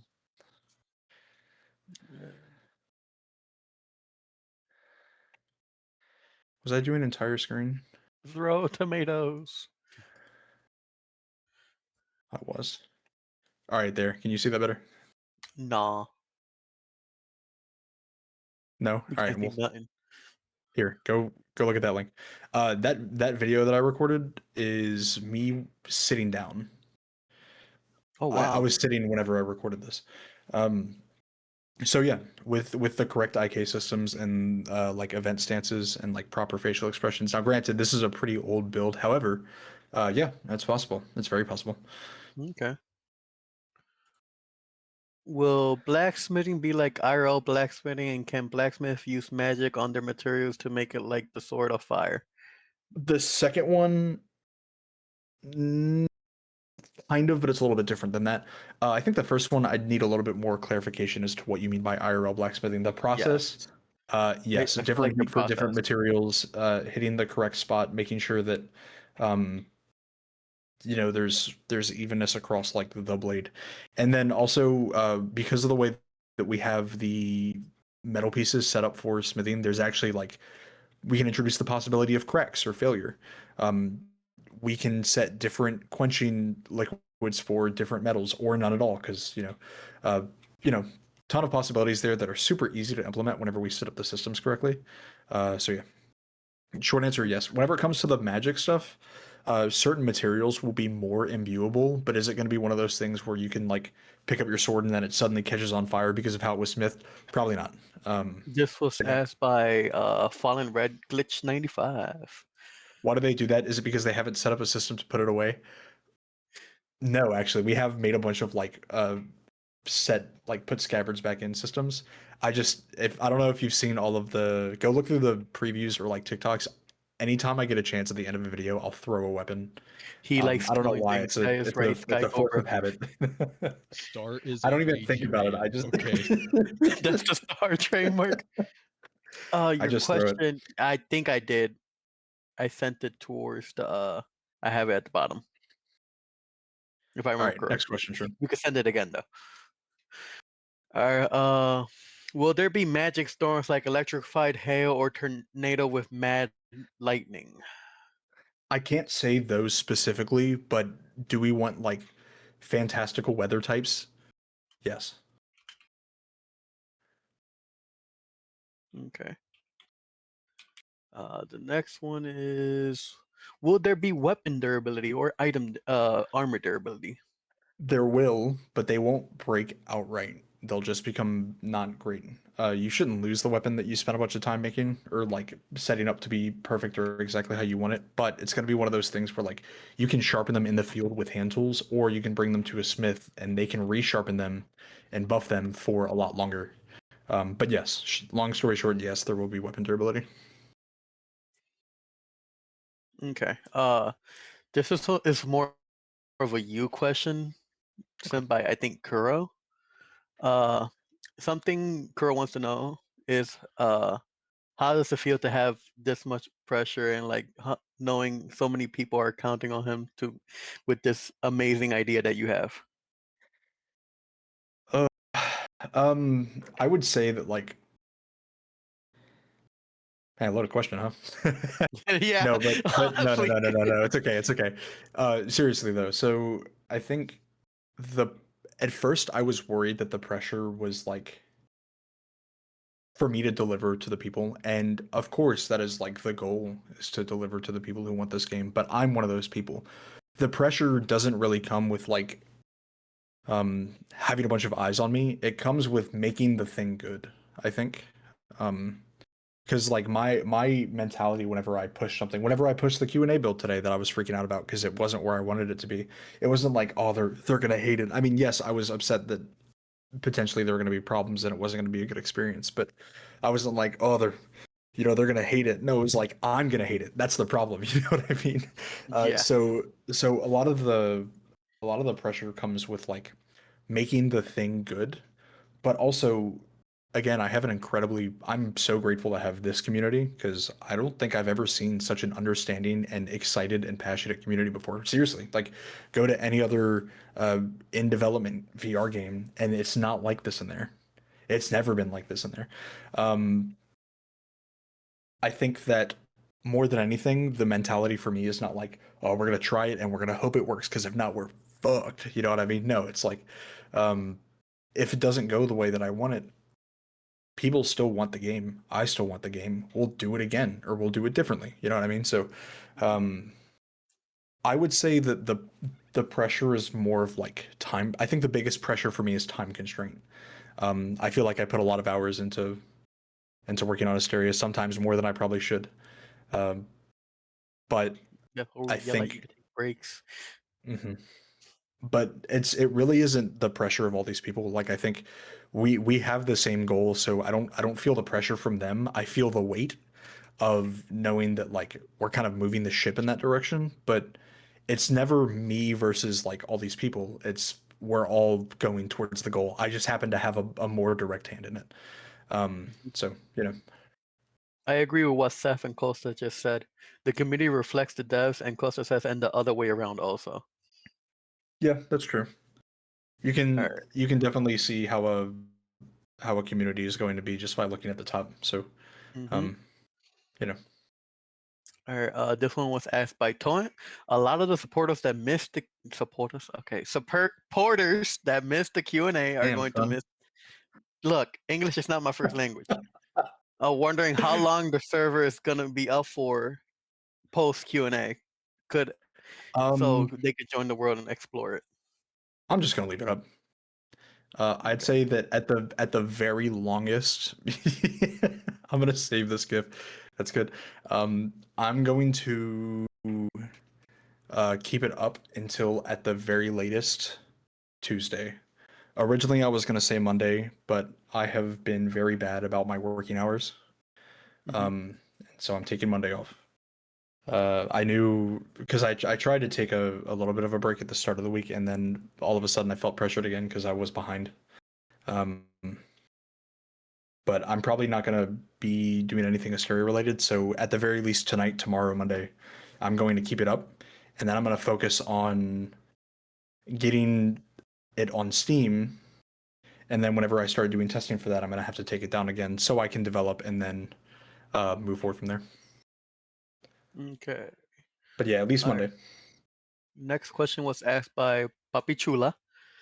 I hope I can speak for others when I say this, but having a unique skill or an attribute adds a lot to the immersion and excitement in the game. Something like extended mana pool, special magic skills, or even blessing a weapon you made as a blacksmith. This is a very loaded question, and I have no expectation. I'm just wondering. Sure. So we've talked about unique weapon or like unique skills or abilities or whatever, because like that is the biggest. I mean, you talk about any of the popular, like isekai. I mean, any of them, or not any of them, but like a lot of them are surrounding unique abilities. You know what I mean? Obviously, Sword Art Online, Kirito has dual wielding. There's a whole fucking plot line about Sanraku and that whole thing, and then I mean, even moving to stuff like Shield Hero, like there is a very high want for an individuality and skill. However, there comes the problem with logistics, because there is one point where everyone can get a unique skill, and then it doesn't mean anything. Or alternatively, B, they are programmatic and they're kind of boring. Like you get plus 5 HP, and some other person might also get plus 5 HP, but it's called something else. So there's a lot in the air. Are there going to be like unique skills? Probably not. I would just go ahead and say no on that. Just because the potential there is you have to develop for, or I guess a better question is like, are there going to be unique skills in the sense that like they're just going to be out in the world and people can get them? Probably not. If anything, there'll be rewards for stuff. For being a But they're going to be be very rare and very few and far between. And also, yeah, I don't think they're going to be the most impactful thing in the world. Okay. This next question was asked by Reenteen. Are magic interactions or other mechanics, for example, attacks or the use of tools, weapons, and jobs more of a try and error, where you really need to understand how to use the mechanic, or is it more likely like the character knows how to use use it without mistakes? So there is kind of a balance, and I know I love using the balance word because that's kind of my that's kind of like my boilerplate. It's not super simple answer, but trying to find a balance there is like we want there to be an increase in player skill by the time you've capped the gameplay loop. So you should start having low skill and then also not being very good at it because you just started it. You know what I mean? Not even from the sense of like, oh, your character doesn't know how to do it. Like you as a player are not fully accustomed to that system yet. There should be a level of you have to get better at it, on top of your character becoming more proficient. And so we kind of have this like this middle ground where we don't want the learning curve to be too steep. We want it to feel like the more you learn, the faster your momentum gets. And that way you just kind of keep moving and we introduce more mechanics. So yeah, there is going to be a personal skill element, and that's for everything. Blacksmithing, you will be able to break weapons if you're not careful. So yeah. Okay. Do any people have their hands raised up? Yes, I know Alright, Easy I'll did. come back later. Okay. All right, Easy, you're up.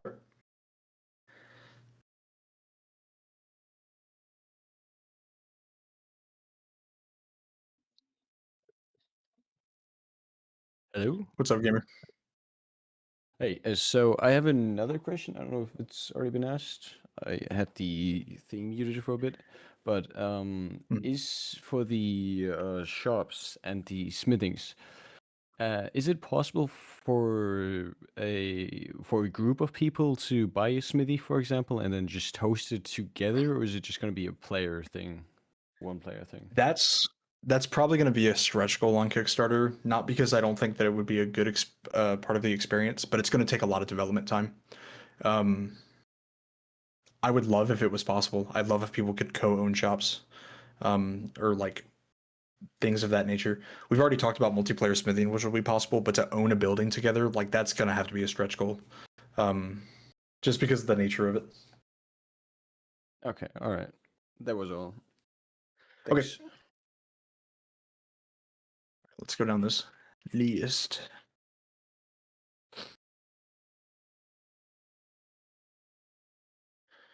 Got to put some swaz on it. All right. Anyways, you're up, swaz. Hey, y'all can hear me? Yep. So, will single-handed weapons, like say a short sword, would that allow dual wielding? Yes. Perfect. Cut and dry. Yeah. Yes. Yeah, quick question, but yeah, it's just what I want to know. Appreciate you. Yeah, no problem. Thank you. All right. Let's see. All right, Devoid, you're up again, and then it'll be Crowbar. All right, so this is more like on the line of skills and everything for Sure. the more melee side of things. Would there be skills that would go more for like movement capability, as in like if you had a sword, would you be able to like flash step and still hit with it? Like, what are we looking at for things of that caliber where you move quicker? So with a physical system, right, we have like a very awesome opportunity where you set up all of these systems that just kind of interact with each other naturally. So I don't foresee a reality in which you can't use movement skills and also hit things at the same time, unless we explicitly disallowed it, which isn't really something that I'm interested in disallowing. So yeah, I'd say it's fine. If you can hit them and you can dash step, you can hit them and dash step. There's probably nothing stopping you from doing that. Yeah, it's not so much like you guys would disallow it. It's just like games just not like working well with it, where like the physics Sure. engine of a game is like you're moving, so your hit's just like dulled or something. So the good thing about like focusing on a physical system is we pretty much avoid a lot of the pitfalls that we would normally have whenever we would make like a non-physical game, right? So Yeah. talking about, I mean, obviously not a completely unphysical game, but something that doesn't have like root motion and pure combat physics. So, we talk about our server limitations and what that might mean. You really don't have those problems when it comes to like strictly physical games because the systems are in place. Now, of course, that doesn't mean that they're going to be perfect, but that doesn't mean that they're untweakable or that they're something like that. One of the biggest things that we've done a lot of tweaking so far is climbing physics, just because we wanted it to feel a little bit better than it did. So, yeah, I don't see those things being like a problem. I think it's probably going to be a case of like most of these physical interactions are going to happen naturally, and it would be more work to disable them than it would be to make them feel better. So we're probably going to focus on making them feel better wherever we can.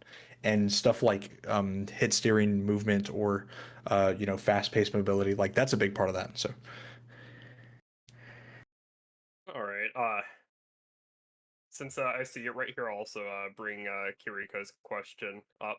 Sure. Since I'm also curious about that. Since you did say full body tracking will be worked into the core mechanics of the game, does this mean technically your legs can be used in combat, sort of like blade and sorcery? I'd love to be able to kick an enemy or have a small dagger attached to the end of my in-game shoe that I could kick stab into a goblin or something. So there is a very important distinction that we have to make. You should not have a significant advantage because you have full body tracking.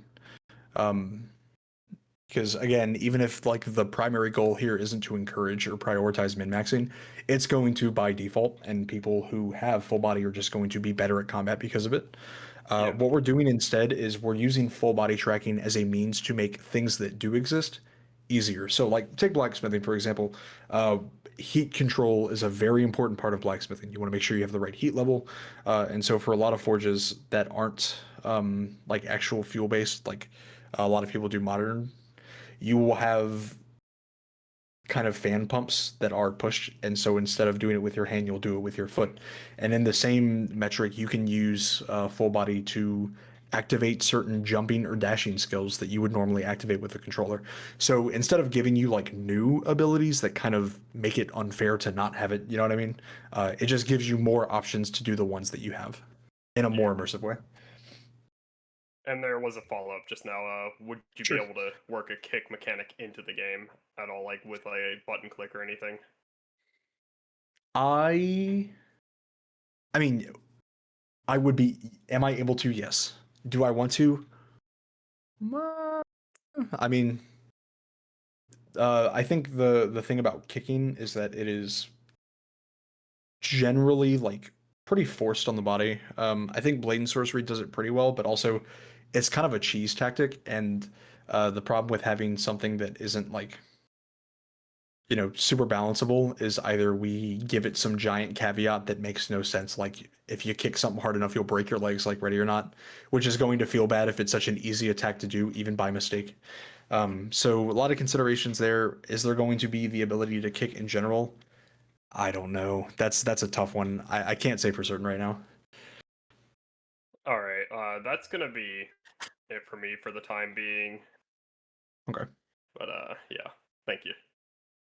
All right, we're going to take just a few more questions because it's been getting close to 3 hours, and I have some motherfucking Monster Hunter to play with my community manager. So, thank you, Dwight. I appreciate you. All right, Shadow, keep your hand up. I'm gonna get Crowbar, and then I'm gonna jump to you as well. Hello, Howdy. Crowbar. I got two quick questions. I Sure. tend to be a meat shield in games, big tanky guy in front. Me First and you both. question being related to shields. Will there be like a size difference in shield, like a heater shield, a round shield, like tower shield? Yes, and they will also have different weights as a result. So you might be in a position where like, and one of the balancing things is like, because you know you want to be a tank. We want to provide abilities so that tanks can continue to piss off enemies and make them focused on the tank, right? Yeah. Because we've also talked about the possibility, what if you do have a giant shield, but you're so slow that when the goblin in front of you, you know, goes and starts piecing your mage apart, you can't get to them in time. So, yeah, there's going to be a lot of options there, but to potential detriment if you're not careful or properly prepared. Yeah. And then the second question, you said earlier that you'd be able to dual wield like one-handed weapons. Does that extend to shields? So I'm sorry. I'm so sorry. Please say that one more time. You said earlier you'd be able to dual wield one-handed weapons. Does that extend to shields? I don't see why not. Now what's probably going to happen Awesome. is they're going to have to be one-handed shields. Generally, the equipment system is going to work by allowing yourself to store large or multiple small weapons. And by nature, you can store a large shield or multiple smaller shields in those relevant slots. So, Like a buckler? Yeah. mhm. Okay. Well, thank you so much for your time. Yeah, no problem.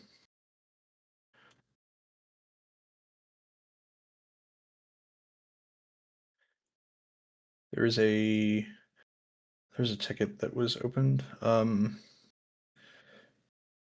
Does anybody got their hands raised up right now? I need to check something real quick. Okay. There was another person. It was Shadow. Let me get them real quick. Okay. All right, Shadow, you were up. Hello. Just a quick question. In the oh my gosh, I can't speak. In the magic's like spell casting system, I Mhm. realize this can be kind of a dumb question, but will there be somatic components like hand movement, like hand gestures and all of that with yeah. No, I don't think that's a dumb. I don't think that's a dumb question at all. So, I think probably not outside of like rune drawing, and that's Mhm. because the rune drawing is already multi-component, where you have an element, and then you have a secondary execution rune, which determines the kind of the shape. I think the one thing that we played around with maybe possibly is like shattering the rune with your wand to like activate it or whatever, but that's pretty much it. I think it's going to be far less about hands and far more about using your wands. I don't know if this was obvious by me drooling over it earlier, but free rune is a huge inspiration if you want any idea of how Okay. like magic is staff focused, I would say look at that. Okay. Even if I we get. can't exactly emulate that.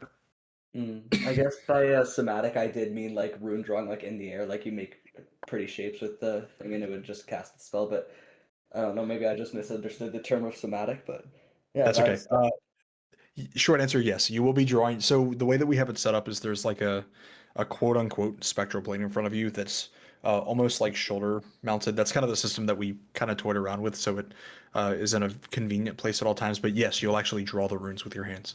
I love games like that, honestly. Like, just yeah. Thank you for your time. Yeah, no problem. Kiriko, you said, would you be able to use your voice to cast spells? Yes, but it's not going to be easy, and that's so it's not cheese to just use it. It'll be more of an accessibility thing.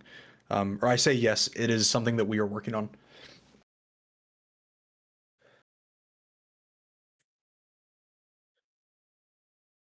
Where was it? There was another hand up, and I think it went down. Who did it?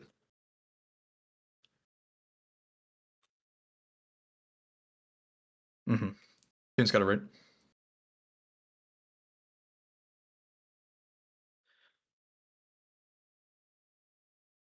Oh, hey, Pigeon, I do want to answer your question real quick. Yes, so we actually have, and this is not confirmed, but we have gotten into contact with people at Meta who have helped like produce and procure quality assurance groups. And there is a tester who was kind of like looking for work. I don't know if this is still accurate. Don't quote me on this. But that person who is in our Discord offered to get us in touch with the QA manager for Asgard's Wrath 2, which, as you guys know, shipped on Quest 3. So yeah, we definitely want to do that before we get to alpha. We are pre-alpha right now. The second pre is because I'm not even sure about like full foundations. We are still doing a relatively decent amount of prototyping to make sure that all the things that we want to do are possible. But yes, that is 100%. We want to have people who are experienced, and then also we want to like kind of create a pipeline for our testers currently who are doing a lot of really good work, even though they aren't certed, even though they actually like aren't actually quality assurance personnel. We want to help them move along the track to become actual QA personnel and use Asteria as a piece of experience for them.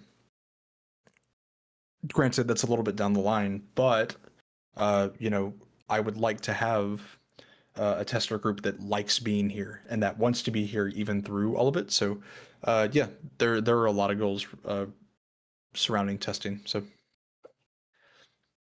all right, Shroom, hit me with any questions you've loaded. All right, I got 1, 2, 3 more. Yeah.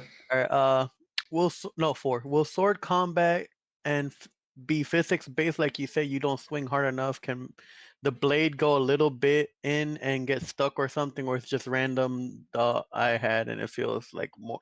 It will make it feel more realistic and make you put more effort into your swings rather than just doing 2 damage. Kiriko. I would say that the possibility of blades getting stuck partially through enemies is probably a little bit out of scope. But we are going to have like an alignment and velocity system. We've already been working on it. I've kind of toyed it around in some of the dev channels as well. If your cut isn't fast enough or it's not aligned enough, it might just be a glancing blow and it might not go through an enemy. So we've definitely put a lot of time into playing around with those systems, and whenever we start testing them, we'll get to really see how it feels and make adjustments from there. To answer the first part of that question, yes, they will be physical. Okay. Second question by CLS Trivia.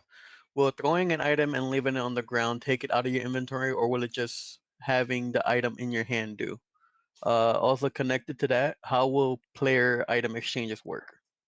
So that first one is presumably a technical implementation question. And so what I will say is that as far as you are concerned, when an item is in your hand, it does not exist as an item. And what I mean by that is it's not something that's grabbable. It's not something that's despawnable. It's not something that counts as an inventory item. The second that it gets taken out of an inventory piece, because everything is like it's not super abstracted outside of inventory systems. The second that an item leaves an inventory system, it doesn't matter how, it's no longer a part of that inventory system. If it's in your hand, it's now a part of your hand. If it's on the ground, it's now an item in the world. But there's no like middle gray areas. Player trades, I'm not 100% sure, I won't lie. We've been playing with some ideas, but none that I feel good enough about right now to kind of reveal those. Until we have some better plans, then I think that we're just going to keep it at that.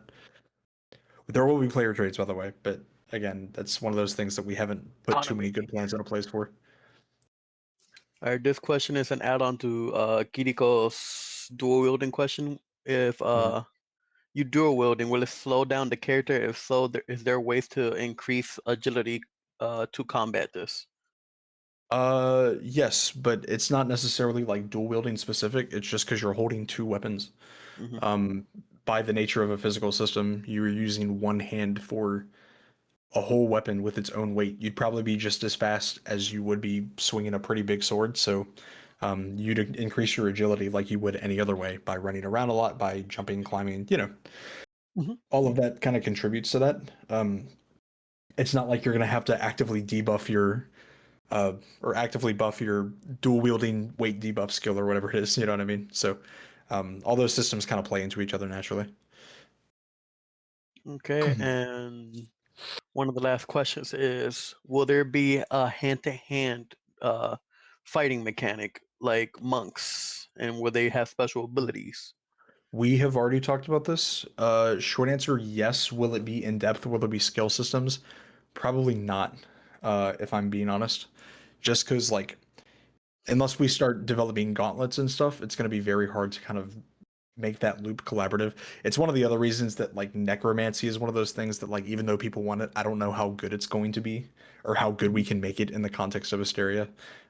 So yeah, you'll be able to fight things with your hands. Will it be a large in-depth system? I'd say at this point I wouldn't bank on it. Maybe that changes, but yeah. Pulling up with knuckle dusters. Yeah. And about that. Or like Kuro gauntlets or wants me to whatever. ask about arson. All right. Just arson. Literally, that's it. Just arson. You guys didn't ask this question, but Kuro kind of asked it adjacently. Yeah, I'm actually working on grass shaders right now, and I'm trying to work on a reactive system to make things like grass fires exist. So you can absolutely see the like after effects of a battle before the grass heals. Will you be able to burn buildings down? No, but grass fires and maybe trees being on fire will exist. But That looks sick. And from the milkman, will there be milk? there will. There will. Milk. Very cool. All right. All right. And It that's is. We are coming up on 3 hours. If anyone has any final questions, now would be a very good time for them. The game is not in a place where you can own it yet, Gert. I'm sorry. Monster Hunter Wilds. Yes. Yes. Yes, you can make. Maybe. Possibly. Maybe. I don't know. Possibly.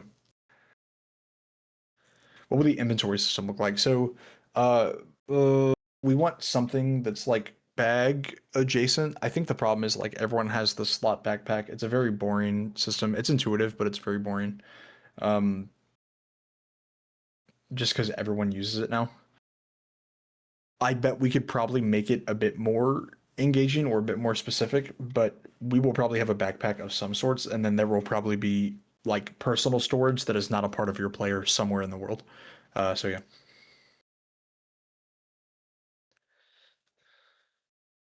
What price range? It's free to play, or free to start at least. Can I buy a smithy as a blacksmith? Ideally, yes. More like Township Tale. probably closer to Township Tale, but I want it to be better than slot based, or like where you have the big obvious like white circles around where you should be putting your stuff. Backpack cosmetic customization, yes, and there will probably be a fancy supporter version of it. So yeah. What will the UI be like? There'll probably be very little UI if we can afford it. We already talked about mounts. There will be horses. Will the sub start as soon as servers are persistent? No. No. No, we're just gonna keep it like open for a while. Because even through persistence, we're gonna have a ton of restarts, and I don't want to do that until we're ready for it. SAO health bar? Probably not. SAO health bar is cool, but it's a little bit too futuristic. And also, I'm really not trying to copy SAO. Current estimated time for Kickstarter is April, because we've done enough proofing that we can show off to see if people want this game, like early April. I hope it goes well.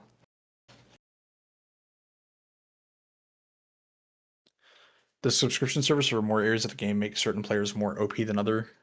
I don't know about OP. That I would say more than anything, like you will get access to more content. Does that mean a higher level cap? Probably. Is it going to matter for stuff like PvP? No, because those things get clamped anyways.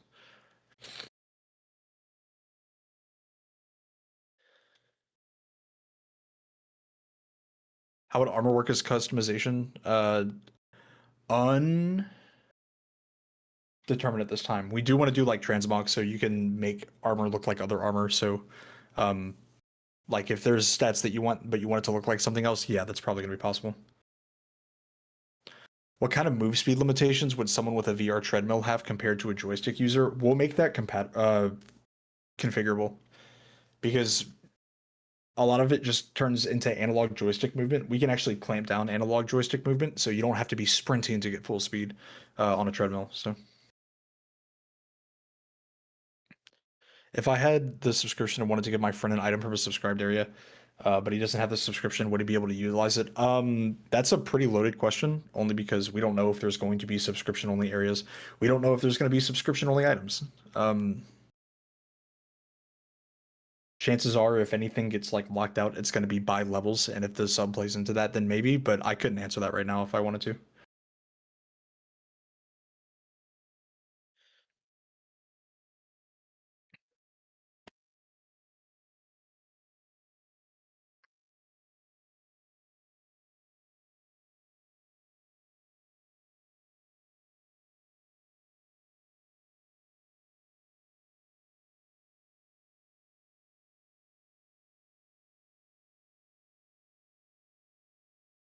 I've not had enough water. Can you grab players and drag them around? Maybe if they get downed, then yes.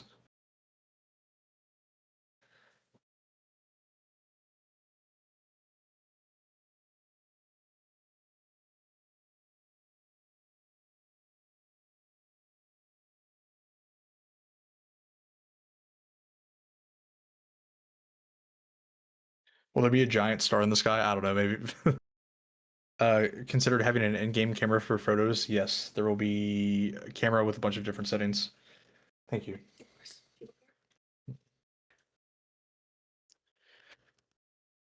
Gloopy chicken? Oh.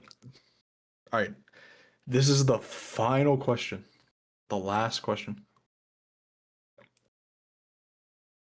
Also, yes, Goose. Alright, Gloopy, the stage is yours. The one last question.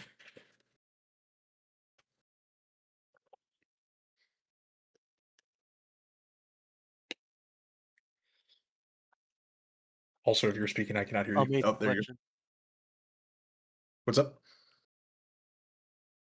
Oh no, that was me saying amazing question. Oh.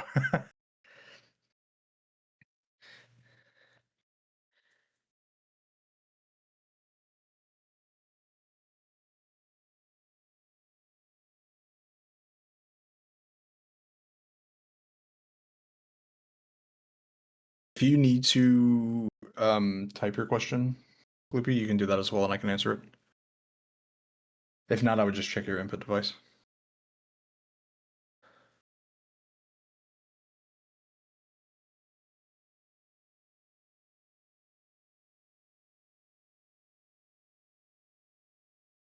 Goopy's back. Hello. Hey, there you go. Hey, so will there be like specific POIs, like a forested area and stuff like that? Yes. Ideally, we have enough to where each of them provide separate incentives and benefits. I would like to be able to get lost in them, so we'll see about size, but short answer, yes. Oh, lovely. And when like in the like social hub in the middle, right, where you start, and around that area, will there be like harder bosses, or like will there be like lower enemies, or will I like encounter like higher level enemies in the area around the spawn area? It'll be a little bit of both. So I think that the current mentality is that we want the areas to be a little bit more dynamic, and also purposeful. So like there could be some big ogre that's walking straight to Solara. You wouldn't normally see an ogre in the plains, but I mean here they are. They're walking to Solara because I don't know, they want to break down a wall or something. So yeah, you might stumble upon some big thing that that is out of nowhere, and it might even be something that you're not equipped to handle, and you might have to get help. Yeah, I think that's more than possible. Will there be area bosses to some extent? I don't think they'll be like explicitly area bosses in the sense that you defeat them and then you never see them again, but generally, yes. All right, thank you. Thank you very much. Yeah, no problem. For the next meeting in game, allow admin to real-time lower the voice chat bubble and an announcement all players can see on screen. Yeah, I have a whole list of things to fix for the next one because I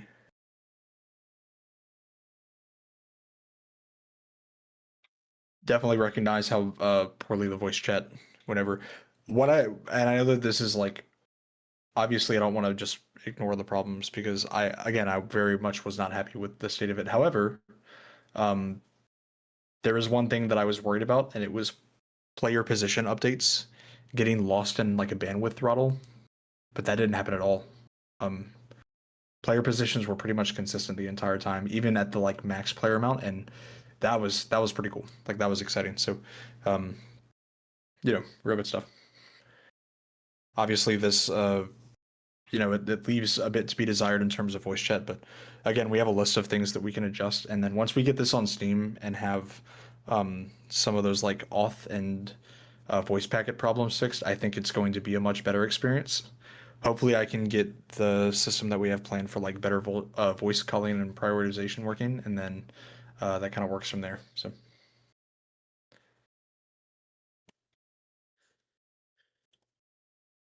Thank you guys for being here. I know I said it a few times in the Q&A, and I know I'm gonna keep dogging about like state of game and how it could be better, but I am beyond grateful to have such a good community.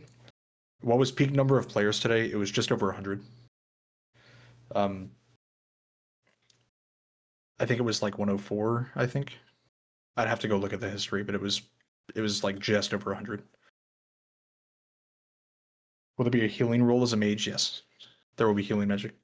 But yeah, that's one of those things. Again, I'm very, very grateful that I have such a good community. Because if it wasn't for you guys being a good community, this wouldn't be possible. But it is possible because of that. What was the biggest stressor? Voice chat, believe it or not. Our voice chat handler failed. I'm just glad it wasn't my code that failed. You know what I mean? All of my code worked. All the player positions were updated just fine. The voice chat failed, so we'll have to look into some alternatives there.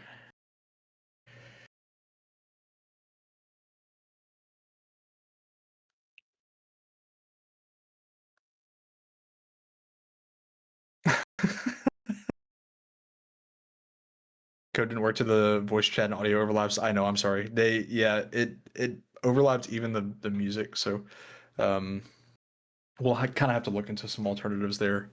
Unfortunately, like we're using Vivix currently because Unity, it has really good quality whenever it does work. And Eric and I set it up, I'd argue pretty damn well. The problem is Vivix couldn't handle it, and so we're gonna have to figure out an alternative, or we're gonna have to figure out, like, we're gonna have to get with them and see what it is we need to do to make sure that what happened didn't happen again, or doesn't happen again. So yeah, there will likely be pets. Maybe it'll be a stretch goal. I don't know. Anyways, it is officially 3 hours in. I am very bad about this. I could sit here and answer questions for another few hours, but I will not do that. I have some Monster Hunter to play with my best buds on the team. So, I'm gonna go vanish. Next week, I'm gonna figure out some voice chat stuff, and then we are going to maybe not do like a scheduled Q&A, but we'll do like a like some kind of event where you guys can get on the server and we can test out these new features at a large scale. So expect more early builds soon. We want to do those a lot more often. So, all right, guys, I'm going.